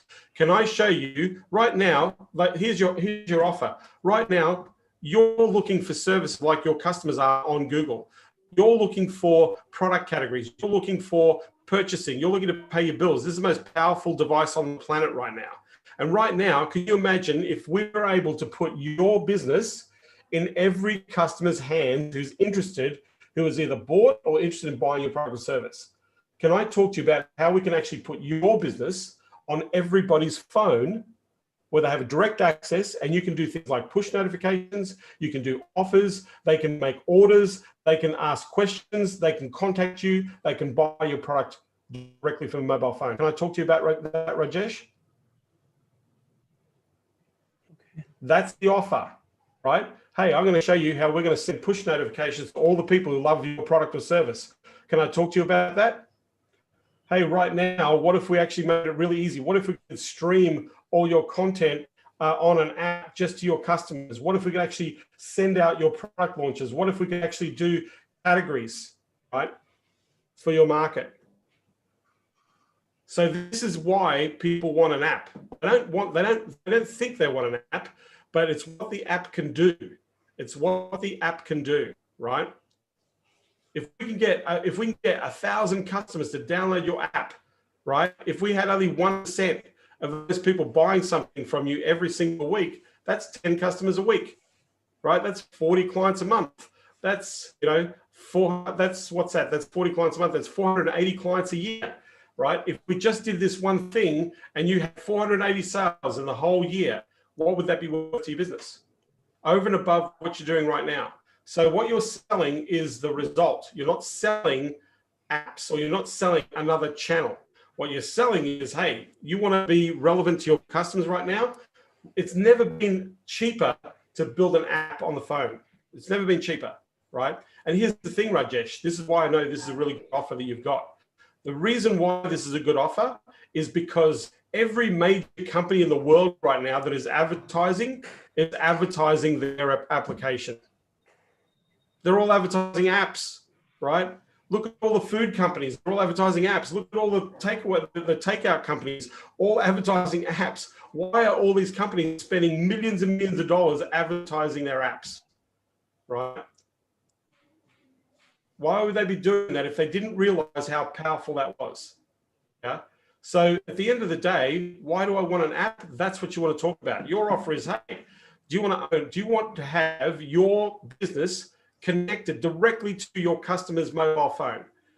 Can I show you a really simple process to have your business in the palm of your customer's hands in mobile? Because right now, right, that's the most powerful. We live with this 24/7. This is our, this has become, we have a relationship with this thing, right? 24/7. It's beside the bed at night when you go to bed. It's in your hand all the time. You're looking at it every freaking 10 seconds. There's push notifications. There's Messenger, right? We live with this thing. It's the most powerful computer on the planet. Okay? So that's your offer, Rajesh. G'day, Bobby. Good to see you, mate. Nice to have you here. Yeah. Thank you. So, anybody else want me to craft an offer for them before I move on? Anybody else want to craft an offer? Howard Tiana, you cool with an offer? I think we did one yesterday for you, my friend. I'd be getting that offer out tomorrow. Hey, what if we book direct appointments into your calendar? Make that offer. Make a list of businesses and just say, that's, you've got the easiest offer to make. Hey, can we just book some direct appointments in your calendar? Can we come and book appointments in your calendar? I'd love to talk to you about it, right? We specialize in getting booked qualified appointments in your calendar. Can we fill your appointment calendar with customers who want to buy your product? Yes or no? Simple offer, right? Yeah. Okay. Yeah. Who else? If anybody wants to unmute and you want to talk to me and we can create an offer for you live, let's create an offer. As we get into questions on it, though, it becomes a question of how many leads or how many appointments. Yeah, but that's not what we're talking about here. We're talking about getting to the next customer. That's the conversation you're going to have with your customer. On average, for 30 leads, you should be for 30 leads, depending on the market. Like if you're in the contract market, you're looking at about $1,500 to $2,000 for a minimum of 30 leads. You could get more. You could probably get 50 to 100 leads depending on the location of the market. Right, in the contractor market, you look at for $1,000 to $1,500.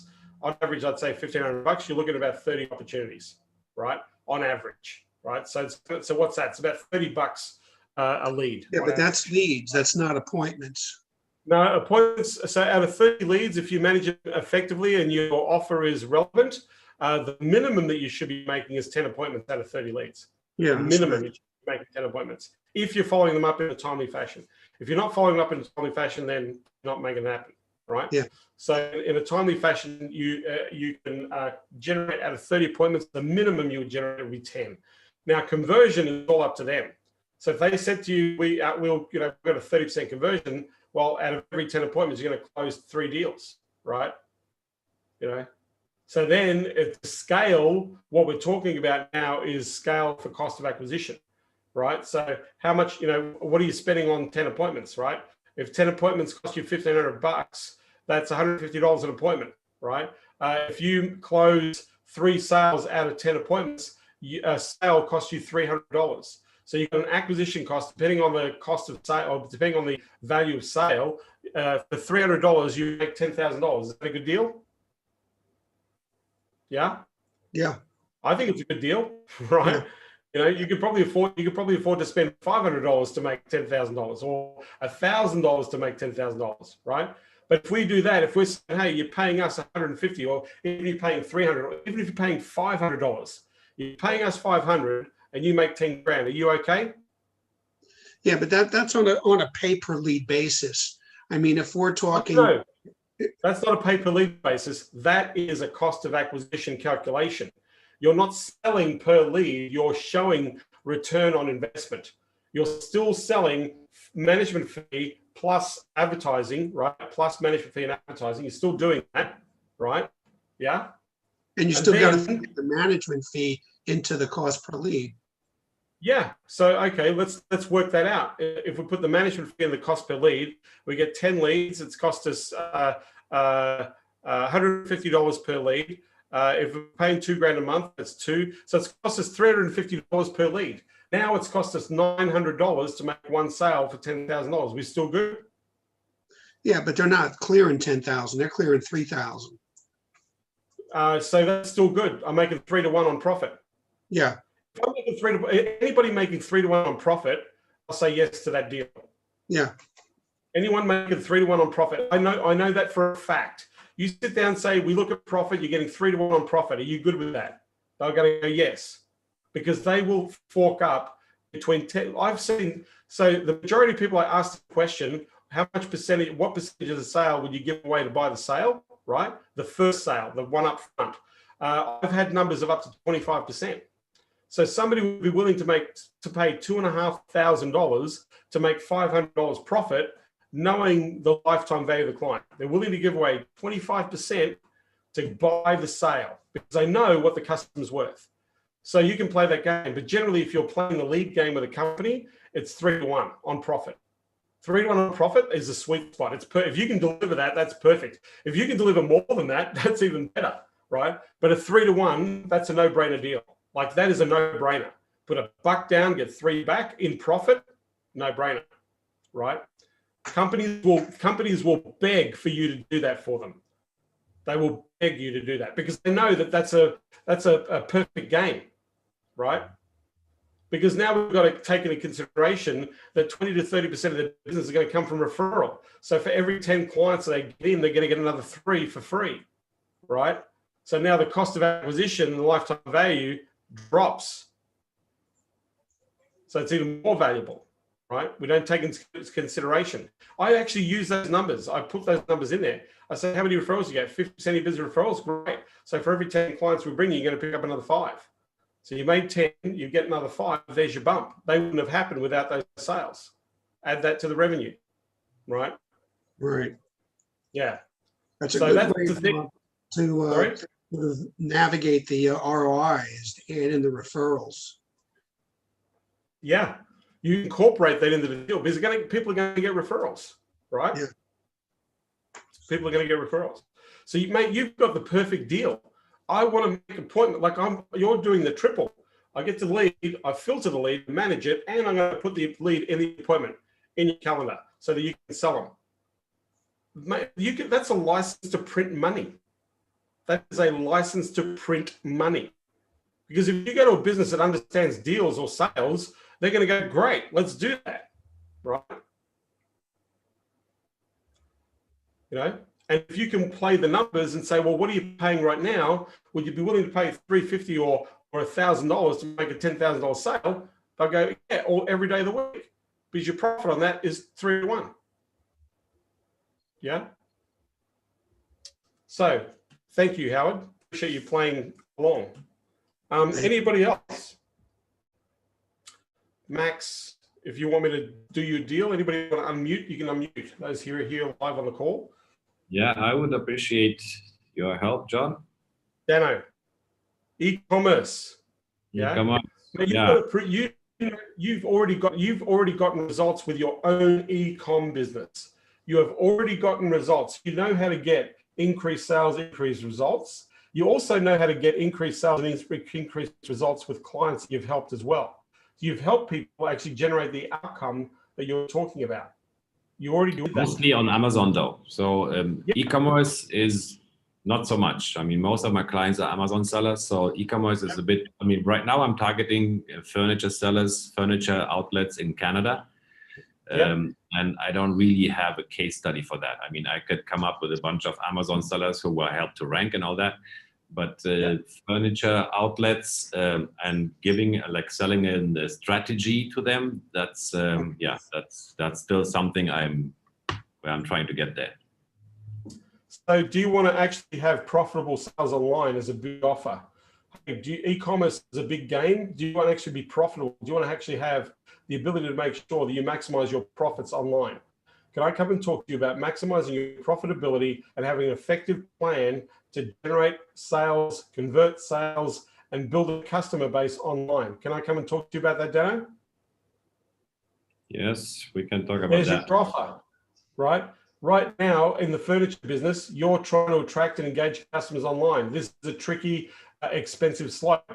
So if I actually showed you a proven path and a plan to engage, to convert, to profit, and build a new revenue stream from direct access to online sales for your furniture business, can we talk about that, yes or no? My name is Dano Falk. I've been an expert in the online e-com space for the last 5 or 6 years. I've built a multi-7-figure e-com business. This is my specialty. I want to help companies right now that are struggling to generate the success that they're looking for by going direct to the market. So can I come and talk to you about what I've developed as an e-commerce plan that is designed for you to profit and to build a revenue channel by having direct access to customers online, yes or no? Because that's what you do, Dano. And then you need to follow it up and say, hey, I'm just reaching out to you. I just want to work with furniture business like you that are going direct online. I shot you that message. Are you interested? Yes or no? Can we talk? Can we just have the talk? Yeah. All right. And then you're going to say, what do you do? What do you do? When you say you want to go online, right? What are you doing? What are your intentions? What don't you know? What are you afraid of? Right? Because we don't know what we don't know. So it kind of makes sense to have a plan, doesn't it? So what if you actually have a structured approach? But the results we're getting right now with the cold calling are not very encouraging. So I think we need to tweak. You need to tweak the message. Hang on. Took a drink down the wrong way. You need to tweak the message. But if I was helping people in e-commerce, that's the conversation I would always have. I say, listen, I'm just talking to people like you about getting it right on e-com. Are you interested in at least having a 15, 20-minute conversation that's probably going to give you some insight into getting it right? Yes or no? Yeah, that's what I'd be doing, right? So yeah, you've got to get that message. You've got to provide that information. You've got to drive them to the place where they can find that. They've got to get to know you, Dano, or your team as to, what are they looking for? When somebody starts, so think about it from their point of view. When somebody wants to sell their furniture online, right? What are the options that they take? What do they do? What are the problems that they face in actually getting their stuff online, right? Who do they look for to help them with that process? Because oftentimes they go to a web developer and say, hey, can you open up an online store for me? And the web developer is going to go, yep, I can do that. But is it the right web developer, right? Is it the right platform? Is it the right, because there's so many considerations. These people are really good at selling furniture direct, but they're not very good at selling furniture online. So, you know, it would make sense. Imagine if you actually got it right first out of the gate. Yeah. It would make sense. Yeah. No web developer does strategy. Absolutely, Rajesh. I agree. You know, so you've got to, it's almost like you have a conversation with furniture owners, not around what you want to sell, more about what their idea is of what they would like to see from an online point of view. Like I would be sitting saying, like, I know you probably want to go direct online, yeah, or you're probably on there at the moment, right? What are the numbers like for you? Are you happy with the numbers? Are you happy with the revenue, the sales you generate, right? Are you getting the feedback? Is it working the way you thought it would work? Is it working the way you thought it would? Yes or no? No, it's not working at all. Okay, well, tell me about that. Right? Tell me why isn't it working? So what was your intention in the first place, right? Okay, great. So you understand that to sell stuff online, you've got to have a strategy, right? What do you mean by strategy? Well, you've got to understand what's the client searching for? Why would they choose you? What are they looking? How do they buy your furniture? If you want to be successful online in selling your furniture, you have to understand the buyer's journey. So where are they looking for your product categories? Are they looking at Pinterest, Instagram? Maybe you're advertising in the wrong space. Maybe you need to be on Instagram or Pinterest, not on Facebook, right? You've been trying, you might be trying Facebook. Is it working? No, it's not working at all. Maybe if you've got design furniture or you're upmarket or whatever, you need to actually be in the places where people are looking for that type of furniture, right? So if we put a campaign or a structure, a strategy to open the door to where customers are buying, what do you think is going to happen, Dano? You're going to get more sales, right? So maybe your pitch is not a pitch to sell the strategy session. Maybe your pitch is to, would you like to have a very layman's term, frank conversation about how you actually can successfully move your inventory online, build a customer base, run a marketing campaign, have the opportunity to actually convert those sales in real time, making sure that you're making it easy for people to make the purchase, making sure that you're making it easy, you're making your products visible and navigationable online. Is it worthwhile sitting down for half an hour or 20 minutes to have a very frank conversation about the very thing that everybody wants right now is selling their furniture online? Now, my name is Dano Falk. I've been in this game for a long time, and I just want to help furniture companies because I know that furniture companies are getting this wrong, and I want to help furniture companies like you get it right. Can we have a conversation, Dano? Are you interested? There's your offer. Yeah, I would be, man. But But that's the offer. Yeah, that's a good offer. Thank you very much. Yeah.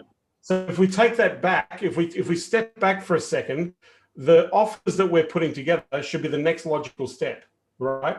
So instead of like, I want you to buy my e-com plan or I want you to buy my strategy, maybe the first offer is let's just have a quick chat, right? Let's have the quick chat first. So that's what we're selling. So what is in the chat, right? The reason you're talking to us is we're just trying to help. We're trying to gauge the interest of furniture companies that are actually trying to move their product more effectively and get a better result to sell to customers direct online. So at the end of the day, if this is something that might be useful to you, can we just touch base, introduce ourselves, and more importantly, might be able to give you some idea, or at least some clarity on how you can get this right, because the majority of people that we're speaking to in the furniture industry right now, Dano, are getting it wrong. They're wasting a lot of money and it's not working for them, right? Does that make sense? So maybe that's the approach. Maybe the approach is to be a little bit more subtle. All right. Okay. All right. Cool. Thank you, Dano. Who else? Anybody else want me to craft an offer for them? Let's craft an offer. Because then I want to talk about what happens next. What's the action, call to action that you want? So if anybody wants to craft an offer here that's on Zoom with me, just type 1 in the chat and then we can craft an offer. And I can unmute. Nope. All right. So no offer. So next step, right? Next step in this process is, well, what happens? So we're either going to invite them to do something. I would like one call to action that I put on every campaign that I think is better than just reply yes. Because if they reply yes, it's all about timing, right? Some people don't even know what they're replying yes to. So one of the ways that I would ask for a call to action in our offers is, could you just reply with the best phone number that we can get on and have a quick chat, right? Can you reply with your best phone number that I can talk to you on? Right? That's a call to action. Some people say just reply yes. The problem with just reply yes is that if they say yes, you need to pick up the phone like within 30 seconds or a minute or two or less than 5 minutes of them replying yes. You need to actually respond in real time to get them on the call. Because if you wait anything after 10 minutes, they've forgotten what they said yes to. They've moved on, right? Miles has just sent out 2 direct offers out to law firms and managing partners and owners. Awesome. Thanks, mate. Love to see there's some feedback to those offers, right? So that's the question, right? The question is that if you're going to ask for a call to action, which I believe you should, right? My call to action for a conversation is, look, hey, if you're interested, if you can just reply with the best phone number I can contact you on, then I'll give you a quick call, right? Or the other way to do that, here is my number, you can call me, right? Here is my number, use this number and make the number a dynamic number, right? Make the number a dynamic number in your email so they can click on the number and it automatically dials, right? It calls, right? Or it comes up on the iPhone or the Android, right? So make the number dynamic on your email. You can do it that way, so they can call you back, right? If you're going to ask for an appointment, most people, depending on the relationship that they have with you, they're not going to respond to you asking for an appointment unless they're interacting with some content with you and they see that as the next logical step. So it really depends on the message and the offer, right? Where they are going to respond in that way, that they're going to respond in that way. So your call to action is going to be, you've got to make it really simple. If it's a yes, you have to follow up with a phone call. You have to call as soon as they respond. Within 10 minutes, you've got to be on the phone. Right? And that's why you've got to have your notifications on your messages. So you've got to have your notifications turned on so that when the message comes back, right, that you can see it and you can respond to it. That's number one, right? If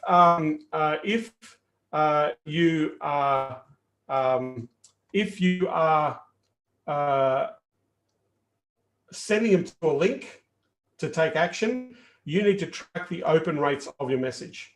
So you need to know if they've opened the message, they may or may not have read the entire message, right? So you've got to track. For me, I always follow up people who open the email. If you open the email, I'll follow up with another email or contact, let's get on the phone, right?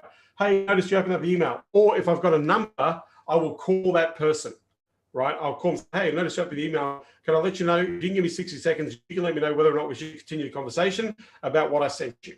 Simple strategy, right? So, oftentimes, I'm just going to quickly go through this. Some people always ask me, hey, John, if I was starting out, how would you start out, right? Need to minimize that.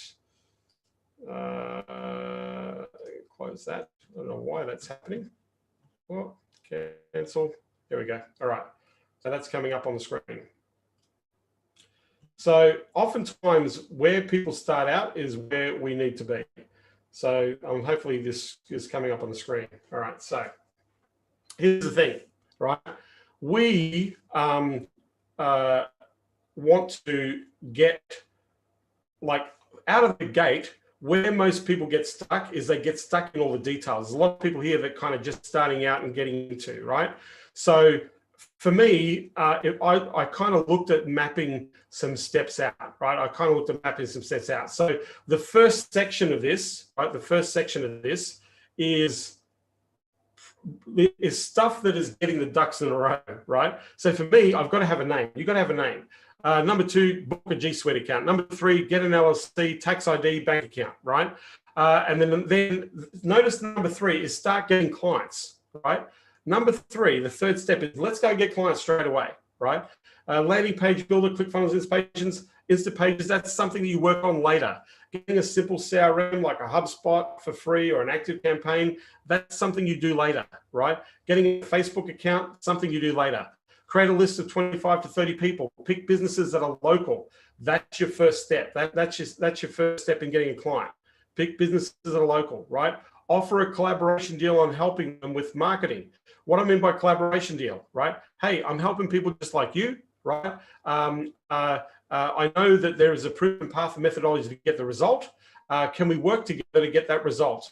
I'm going to charge you a modest fee to do that. So I want to put skin in the game. You're going to put skin in the game. Your skin is time. Their skin is a little bit of money. The idea is you want to get some case studies and testimonials. This is the easy way to do it, right?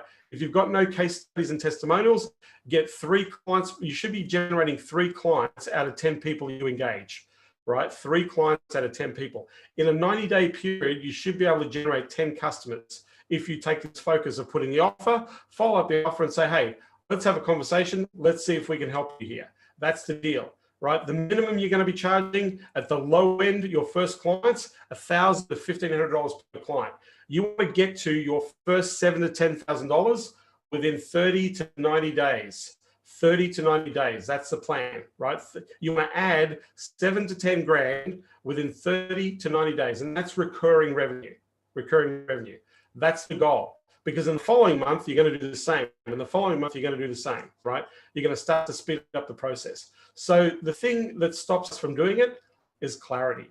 That's the number one reason why most people don't make sales, is they're not clear about what they do, right? And if you're not clear or you're unclear, it makes it really hard to make sales. So this is the thing. As long as you understand how a person can benefit from what you do, that is the fastest way where you can go straight direct and say, hey, this is a problem that I can solve. Are you interested? My favorite offer is, are you interested? A friend of mine, Dean Jackson, uses this strategy. He pretty much calls it strategy, calls it 9-word email. And he basically sends out thousands of these emails and it says, are you interested in getting your website redone? Are you interested in setting up, being found locally on Google Maps? Are you interested in? Are you interested in? Just a really simple message, right? The other message that works really well is, let me show you how this works, right? This is the problem and most people screw it up. Let me show you how this works. Those are the offers that tend to work the best. The key here is speed, right? You want to make the offer. Then it's all about the conversation, right? So the more questions you ask, the more sales you're going to make. So I'm happy to answer any questions. If you've got any takeaways or you've had some takeaways, just type in the chat, just so I know that you're here. What are your takeaways from what I've just shared?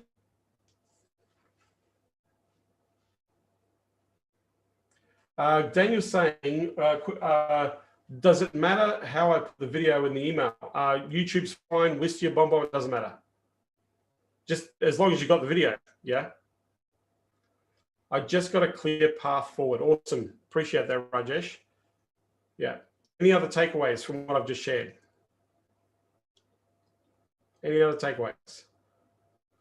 Price, I'm always too low. Yes. Well, that's a choice, Denise.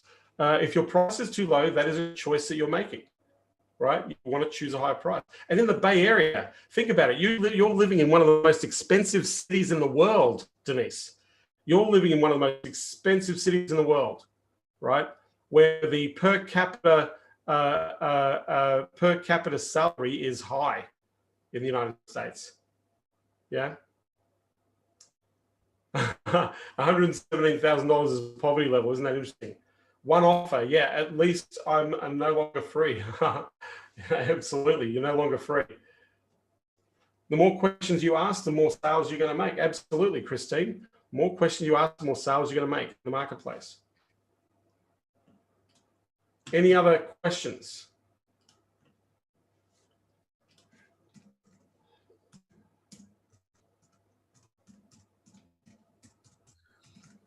I have a question about the video email. Is the video email we're talking about here, it just sort of a, hey, I noticed on your website there was a few issues and here's a video, a short video showing what those issues are. Is it that kind of a video, like a prospect you can do video? a screen share. There's so many different ways to do this, right? So you can do a video that just solves a problem. You might say, hey, I don't know if this is your problem, but I speak to a whole bunch of people in your market and they keep saying this is the problem. If you've experienced this problem, this is how you solve the problem, right? So this is the problem. And what happens when this problem is experienced is this is what the cost is. So for example, I'll give you an example of a video that I would make for a health practitioner, right? Let's say for a physical therapist or an osteopath or someone like that, right? So I'd sit there and say, here's a problem. Right now in the industry, you're noticing, or you may have noticed, that the rate of referrals have dropped by more than 50%. And that's because hospitals and doctors right now are opening up their own physical therapy or osteopath surgeries. And instead of referring patients to you or the community, they are no longer referring, which means that you're losing out on the critical source of patients. The direct line of patients is being taken away from you, right? So this is the problem, right? And you might have experienced this problem. And if you haven't calculated, right, think about, 30 to 50% of your practice, the revenue's gone. Imagine if you were to write that down right now, think of how much revenue generated this year and kill 30%. What's that dollar value right now that you're going to lose in your practice? And that's pain. That's a problem. So one of the things that we've done is we've looked at a way that you don't have to rely on doctor hospital referrals anymore, that you can actually go direct to market and get direct access to patients who actually will put up their hand and need your help. And the idea is to make you first choice for that help. So can I come and talk to you and show you how we help practices just like you be first choice and have direct access to patients in the market who have back pain or sciatica or who need you right now, but for whatever reason, they can't find you. Can I come and talk to you about that? I'd like to come and talk to you about that. There's your video, right? Hey, I'm going to give you a call in a couple of days' time. So talk to you about this very problem, right? So that's a talking head video you would be. That's a talking head video. That doesn't have, by the way, it doesn't have to be a talking head video. That could be a slide. 50% of referrals gone. If you've got a $1 million practice, that's $500,000 worth of patient revenue gone.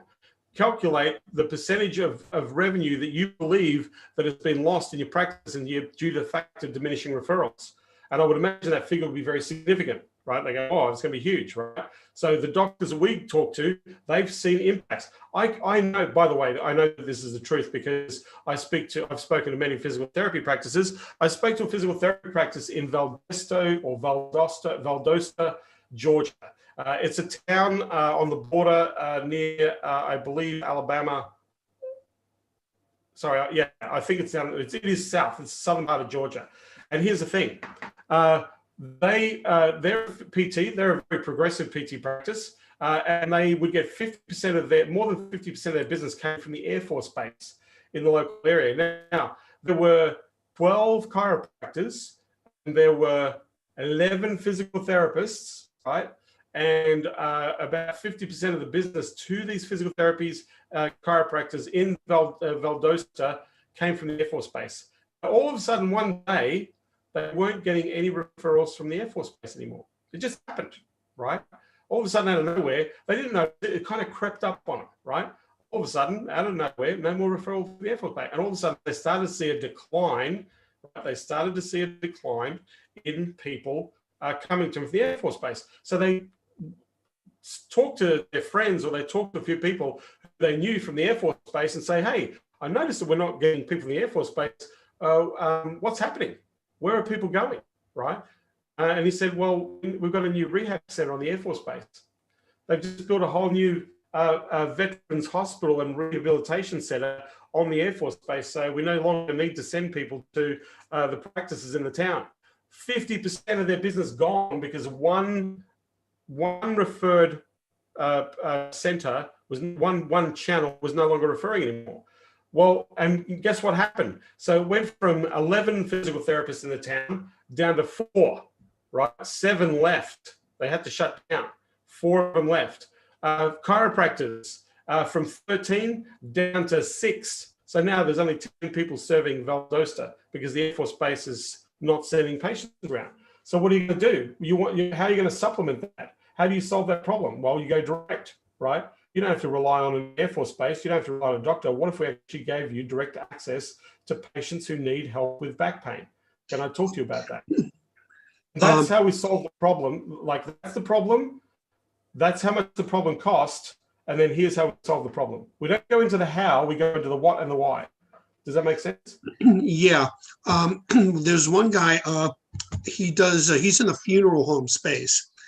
And he's been using the video method, but what he's been doing is he sends out a bunch of emails basically saying, I noticed there's a few issues on your website. I made a video about it. Yep. Is this the right email? Who should I send it to? please, this way he doesn't have to make all these videos ahead of time, because most of them don't watch them anyway. So he gets a response first, then he makes the video and sends it out. Yeah.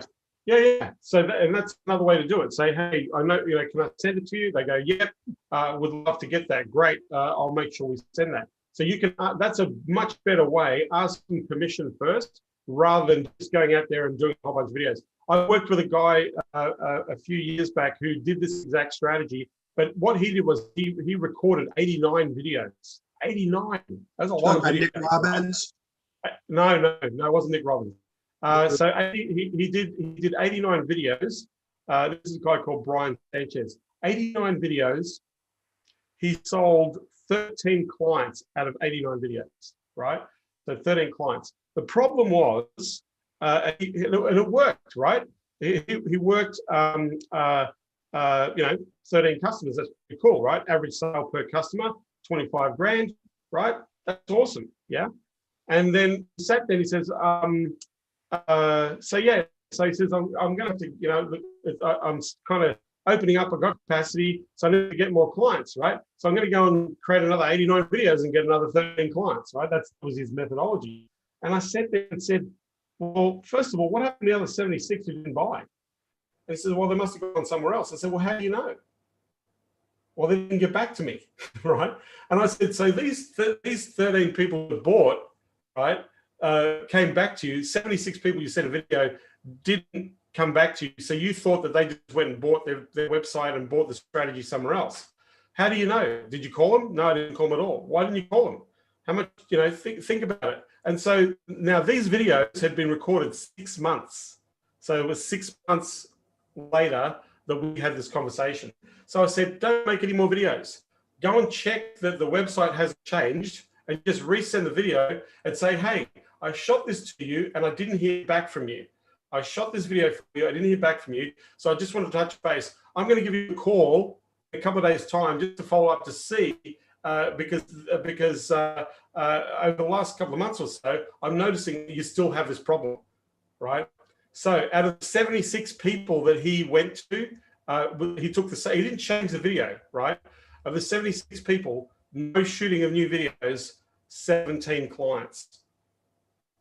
17 clients from videos that he had shot 6 months ago that weren't responded to, right? But he just resent it again, said, how I didn't hear back from you. Some people that he sent the message to, I didn't hear back from you, got back to him and said, oh, I'm sorry, I didn't see this. I must have missed this. Thank you. So that was a door opener for a conversation. But the majority of people, he just rang him back and said, look, I didn't hear back. I just wanted to touch base. Did you get a chance to watch the video? You must have missed it. And some people say, oh, okay, what was this about? 17 clients. That's what it was about. So all he did was a video review of their website. And he was basically talking about SEO and he was talking about running traffic, right? But yeah, so to your point, now he didn't ask for permission. He did the videos first. I would go and ask for permission. My recommendation is what this guy is doing with the funeral guys. I would sit there and go, guys, is there something, I'm noticing that I'm putting this together. Is this something that might be useful? Can I send it to you? Yes. Then go make the video, then send it, then follow up, and then you're going to generate sales. So video is a very powerful medium to connect and do direct access to customers. Very powerful. Don't send links yet. Don't put links to videos in. Be mindful, be very careful. Bonbon's pretty good, but you need to let people know that, this, I've created this video and this is where I've created it for you. Loom videos show up thumbnails and LinkedIn messages. Sorry? Loom videos show up as thumbnails and LinkedIn messages. I love Loom. Loom's one of my favorite go-tos. Edward, if you just go to agencyunleashed.com, just make the $9.97 purchase. I will automatically get all these other recordings to you, and then you'll be in there till January. So we'll be coaching till January. So it's just $9.97. Just go to I'll just give the URL is here. agencyunleashed.com. Right. So all past Agency Unleashed members, coaching till January, $9.97. Just go to agencyunleashed.com. All the recordings for the last 3 days, I will give those to you for free. I'm going to be editing them, transcribing them, and putting them into a separate portal for you. Lemlist works for videos or images. Yes, it does. For cold email, thank you. For those of you who haven't already, if you go to agencyunleashed.com, if you want all the trainings I've done in the last 3 days, and including this recording today with all the strategies and the offers and that sort of stuff, I will give them to you if you join me in Agency Unleashed. So you'll actually get all the tools, resources, and programs we have in Agency Unleashed. Plus, you'll get 2 months coaching with me. We turn up twice a week. We record those sessions. We put the resources and trainings in the Facebook group. So if you go to agencyunleashed.com, if you've been a past member, it's $9.97. You'll also get these videos. I'll give those as the bonus. But it will be 2 months till the end of January with me. The goal is I want to help you get between 6, or actually I'd say 5 and 7 clients is my goal. So by the end of January, I'd like to help you generate 5 to 7 clients. So that's a pretty tiny price to pay, $9.97 to do that. By the way, my doors close on this Monday night. So if you're interested in joining me, $9.97, I will make sure we're actually in the middle of editing these videos and placing, getting them transcribed. All of that will be placed in a separate area in the Agency Unleashed portal. We will give you access to the Facebook group, which is a live group, and the coaching. Every Monday and Thursday at 1 p.m. PST, we do live coaching with me where I unpack strategy with you, keep you accountable. And also we've provided resources, tools in the actual Facebook group as well. We have units that you can go to. So if you're looking for my coaching, $9.97, it is 2 months, you'll get access to the portal. Those who are not past members, $9.97, get access to the portal. I will also give you the trainings that I've done in the last 4 days if you want them. I will not charge for those. I'm actually editing, putting those in other programs. They are free, right? So literally that's what, 10 hours, 11 hours worth of training. But the training's been very specific to strategy. If you've been with me for the last 3 days, like I said, I will give you all the videos, all the trainings, the transcriptions, the workbooks, everything will be placed in a private section once we edit them out, but you'll have access to my training portal in Agency Unleashed. We have resources, we have resource partners to do work for you. We have, there's more than 140 training sessions actually already structured on direct strategy in the Facebook group. We also have key strategies with some of the best marketing minds on the planet that you have access to in that program as well. So if you go to agencyunleashed.com, www.agencyunleashed.com, if you just copy and paste the URL link in chat, you'll be able to jump on.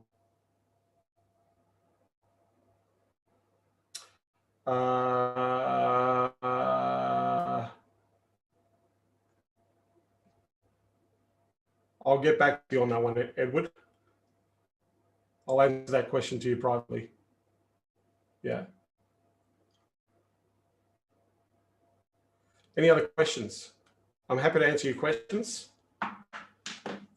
If you want me to unpack a strategy, let me unpack a strategy and help you. At the end of the day, my purpose here today was to help you to get a campaign or get an offer out to someone in the market. Get a small list. You don't need a big list. 20 to 25 people is all you need to make an offer to. You don't need a big list. Yeah, to do that too. So if you've got a question, please ask the question. If you haven't already, go to agencyunleashed.com. If you decide to join me in Agency Unleashed, I will give you all the recordings, all the transcriptions for the last 4 days as part of that. So, no questions. If you want me to unpack strategy, I'll unpack strategy. If you have questions about sales, questions about conversations, or the types of conversations you want to have, ask me a question, just type it in the chat. I'm more than happy to answer the questions.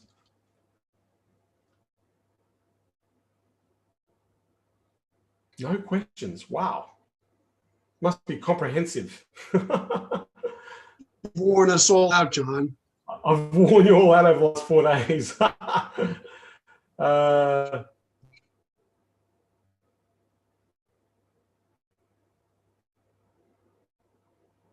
So the offer for the video review, the offer could be, like if I was doing Facebook ads, and I was doing a video review, I would talk about how Facebook ads don't work and what the cost of Facebook ads is not working, and then talk about that you have a proven path. Or you can share a case study in the video. Here's a client that we worked with. Here's some of the results we've been able to get. This is what's happened through our campaign. We're looking to share campaign strategy. Or if you're doing a website review, say, look, I noticed I did a bit of an assessment on your website.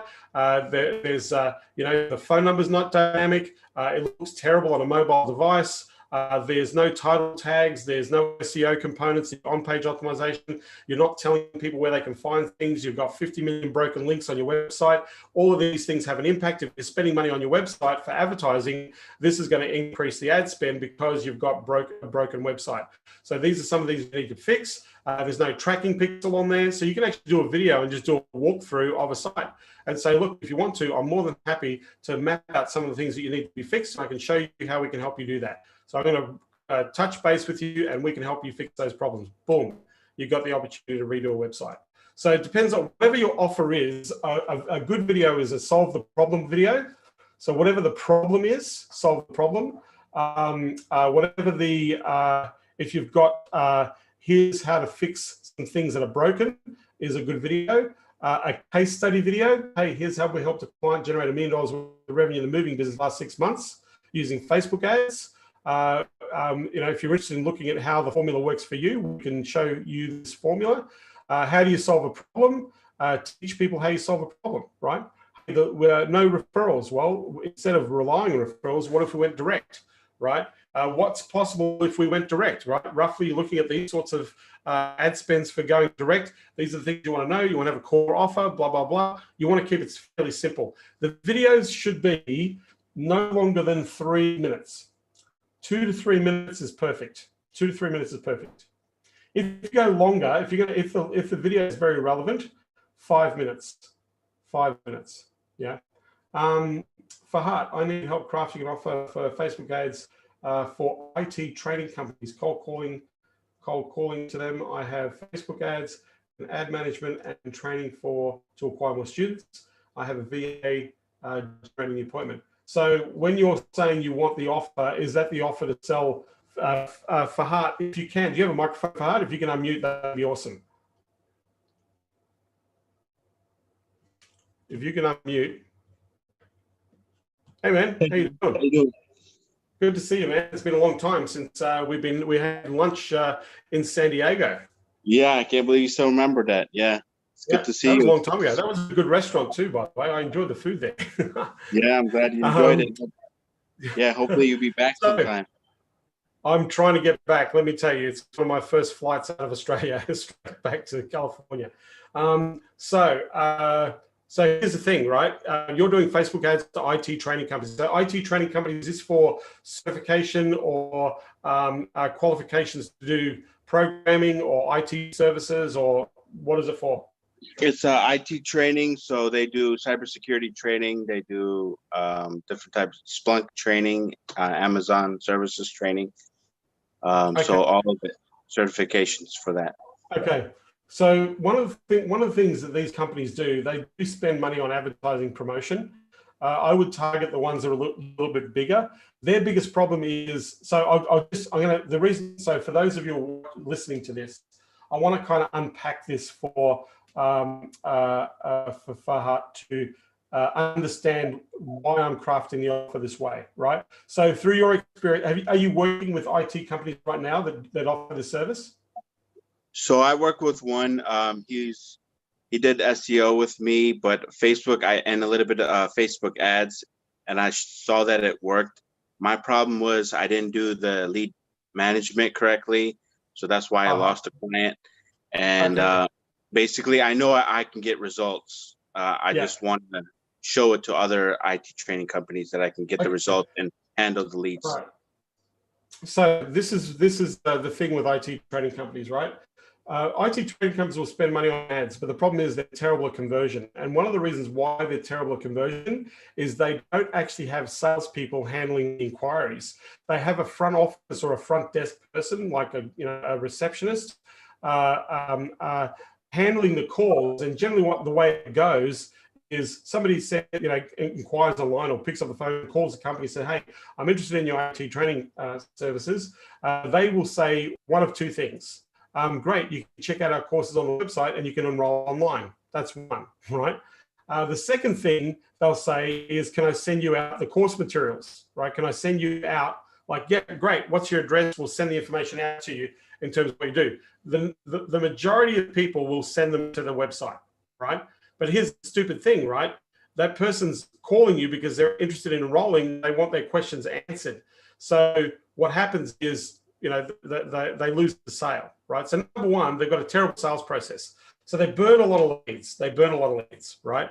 So what I would do is, if I was making a direct offer to these types of companies, if you did get a result for Heart, I would use the result. I would say, listen, we know how to get converted enrolled students from Facebook right now. We've done this for an IT training company. We're specializing in delivering enrolled students to IT companies. That's one direct offer. The second direct offer is saying, hey, I know the biggest problem that most training companies have is that they get a lot of leads, but they tend to be tire kickers, right? So lots of training companies will say that a lot of leads they get are tire kicker leads. What we've done is we've built a system to stop engaging tire kickers. And how do we actually go from a tire kicker to an enrolled student? So let me share with you a process and a system that we have that takes the person who's interested in your course, qualifies them, right, and has them enroll. Can I show you that proven system that we're using right now? Okay. Okay. So to me, the offer will be, here's the problem. The problem is you've got tire kicker leads. We help IT training companies turn tire kickers into buying enrolled students. So can we show you how we can actually manage enrollments or the enrollments of students better than you wasting money on tire kicker leads? That's great. I mean, that's great how you put that in terms of tire kicker leads, because that's what they're afraid of, really. Yeah, and they say, hey, the leads that you get are tire kickers, right? You just got people who are pumping you for information but never going to enroll. Well, what if we could only give you customers who are interested in enrolling? What if we can only attract and engage and convert customers who are actually interested in enrolling? Would that be useful to your IT business, yes or no? I'm going to be calling in a couple of days' time to make an appointment with one of our team members to show you exactly how we get buyers, enrolled students, not tire kickers. Yeah. So then you can call up and say, hey, I'm Fahad, we're the anti-tire kicking student enrolling company. Right? Right? We only work with companies that don't deal with, we only work with IT training companies that don't like dealing with tire kickers. You don't like dealing with tire kickers, we should be talking, you and I, right? Right. Yeah. Yeah, So and then I have a VA calling these people, just because I'm dealing with the projects, and the VA, it's hard for them for me to build their confidence in what we do and kind of distinguish, because when they call, they get stuff like, oh, we already have a marketing team that does it, or I do it myself, or something like that. That's what roadblocks that I'm seeing right now. So, hey, we want to bring you students that just want to enroll. Can we talk to you about that? Who do we talk to? Who do we talk to about bringing you students that want to enroll? We're not interested in bringing you students that are interested in tire kicking. We're only interested in talking about attracting, engaging, bring students that want to enroll. Who do we talk to about that? Okay. Right. The other approach would be, hey, who do we talk to about oversubscribing your enrollments on your courses? Who do we talk to about that? Right. Yeah. So then you can go to that person and say, listen, I know that you're busy, but the biggest problem that you face is one of the things you're constantly talking about is how you get a lot of tire kickers and you're not closing these enrollments.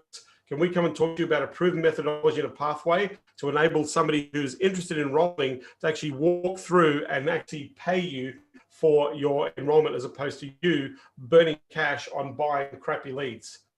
Are you okay with that? There's your offer. That's awesome.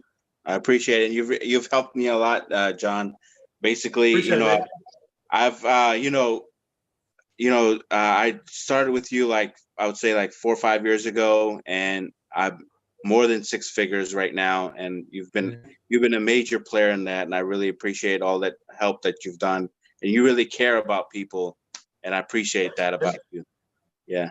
Thanks for saying that, man. I really appreciate it. I'm looking forward to catching up again when we're in San Diego, mate. Absolutely. We'll be happy to have you. All right, man. Thank you. Thank you, Mark. Mark. If you can unmute for me, Mark, let's unpack an offer for you. Yeah. Then we can get it away. Yeah, I'm here, John. Like I got the kids, so I don't want to. Okay, I get it. Okay, I'll be very gentle. I'll be very gentle and very quiet with the kids. By the way, it's great that you're teaching your children to become entrepreneurs by listening to. Well, they're not really paying attention. I'm just making sure they don't make a mess. Okay, fair enough. All right. So let me go at it quickly. Right now, I am attracting a lot of a few business owners who offer either web services or cloud services, some kind of IT, some kind of digital service, and their bottleneck is they're tired of being on sales calls. They need more opportunity, or they need a system in order to get better clients, so they spend less time on sales and they spend more time on growing their company. So basically, I want to help them to reach 1 million within a year with everything that they have already in place, because they have the infrastructure, their offers are selling. So all I got to do is help them to get qualified clients and to their messaging in terms of getting better clients in order for them to scale afterwards. So basically my question is, sorry. Okay. Your promise is 1 million a year, right? That's a promise. Yeah, like a million in sales. The promise is easy, right? Hey, we're trying to work with IT or cloud provide companies. We've got a plan to add $1 million worth of revenue. Can I come and talk to you about showing you that plan to add $1 million worth of revenue to your IT service company? Yes or no? Okay. All right. Yeah. Because I give you're saying, hey, I want to add $1 million revenue. Well, what does that look like, right? What's the average sale? How many customers is that? I've got a plan. We specialize in developing plans to add $1 million revenue to IT service or cloud service companies. Can I come and talk to you about what that plan looks like? Are you motivated to grow your IT service company and add a new $1 million worth of revenue to the business? Yes or no? Is it worth having a conversation is it worth having a 10-minute conversation just very quickly to figure out if you actually want to see my $1 million plan for IT service companies? Are you interested, yes or no? Okay, cool. Okay, that's simple, because because all I do, they don't do follow-up, no indoctrination. They don't have a documented sale process, and that's everything that I'm going to do. So you can say, hey, so Mark, I'm going to share another process. Hey, this is the biggest hurdle that most IT service companies face. No indoctrination, no sales process, no automation. But the thing is, you're spending a lot of time on the phone trying to close deals that don't close, and you're probably dealing with a lot of customers that are low brow or low price boring you. If you're experiencing any one of those 4 things, what I'm trying to do is I'm looking for companies that are motivated to add $1 million revenue in this space. I'm going to reach out to you, have a quick chat to introduce myself to you, to see if this is something that might be useful, right? Yes or no? Get on the phone, right? Like if I was an IT service company, I'd probably want to hear that message maybe 3 or 4 times. And then I'll go, okay, I'll give you the benefit of the doubt. Let's hop on a quick call, right? I get you. Yeah. Okay. And then John, when is the date, the deadline to roll into your program? Because I'm just waiting on some confirmation. Monday night. Yeah. 997 Monday night. This Monday. Wow. Okay.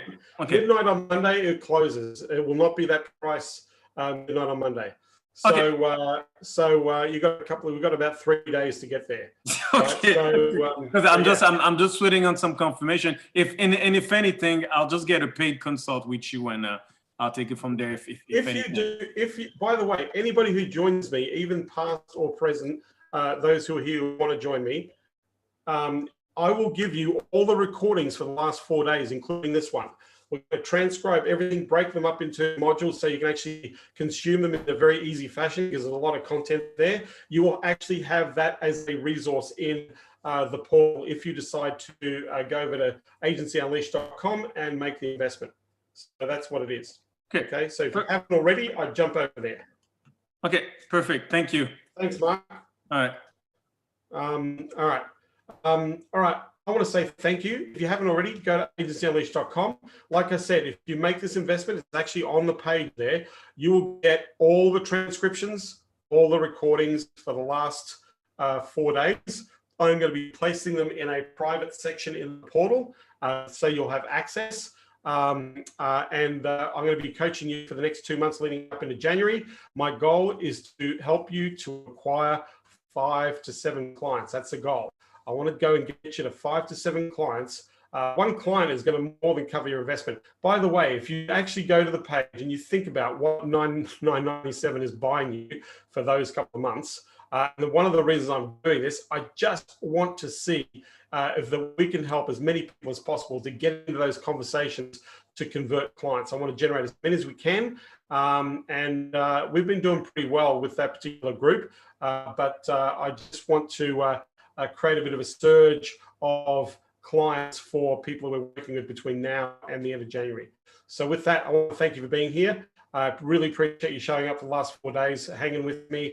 I hope this has been helpful, supportive, and useful. I would love to see you in Agency Unleashed if you haven't joined there already. For those of you who've been members, I would love to see you back. You guys are in the sweet spot to speed up the process. So just go and jump in. Other than that, I'm going to say thank you for being here. I look forward to seeing you in the coaching. Having an awesome weekend and take care, everybody.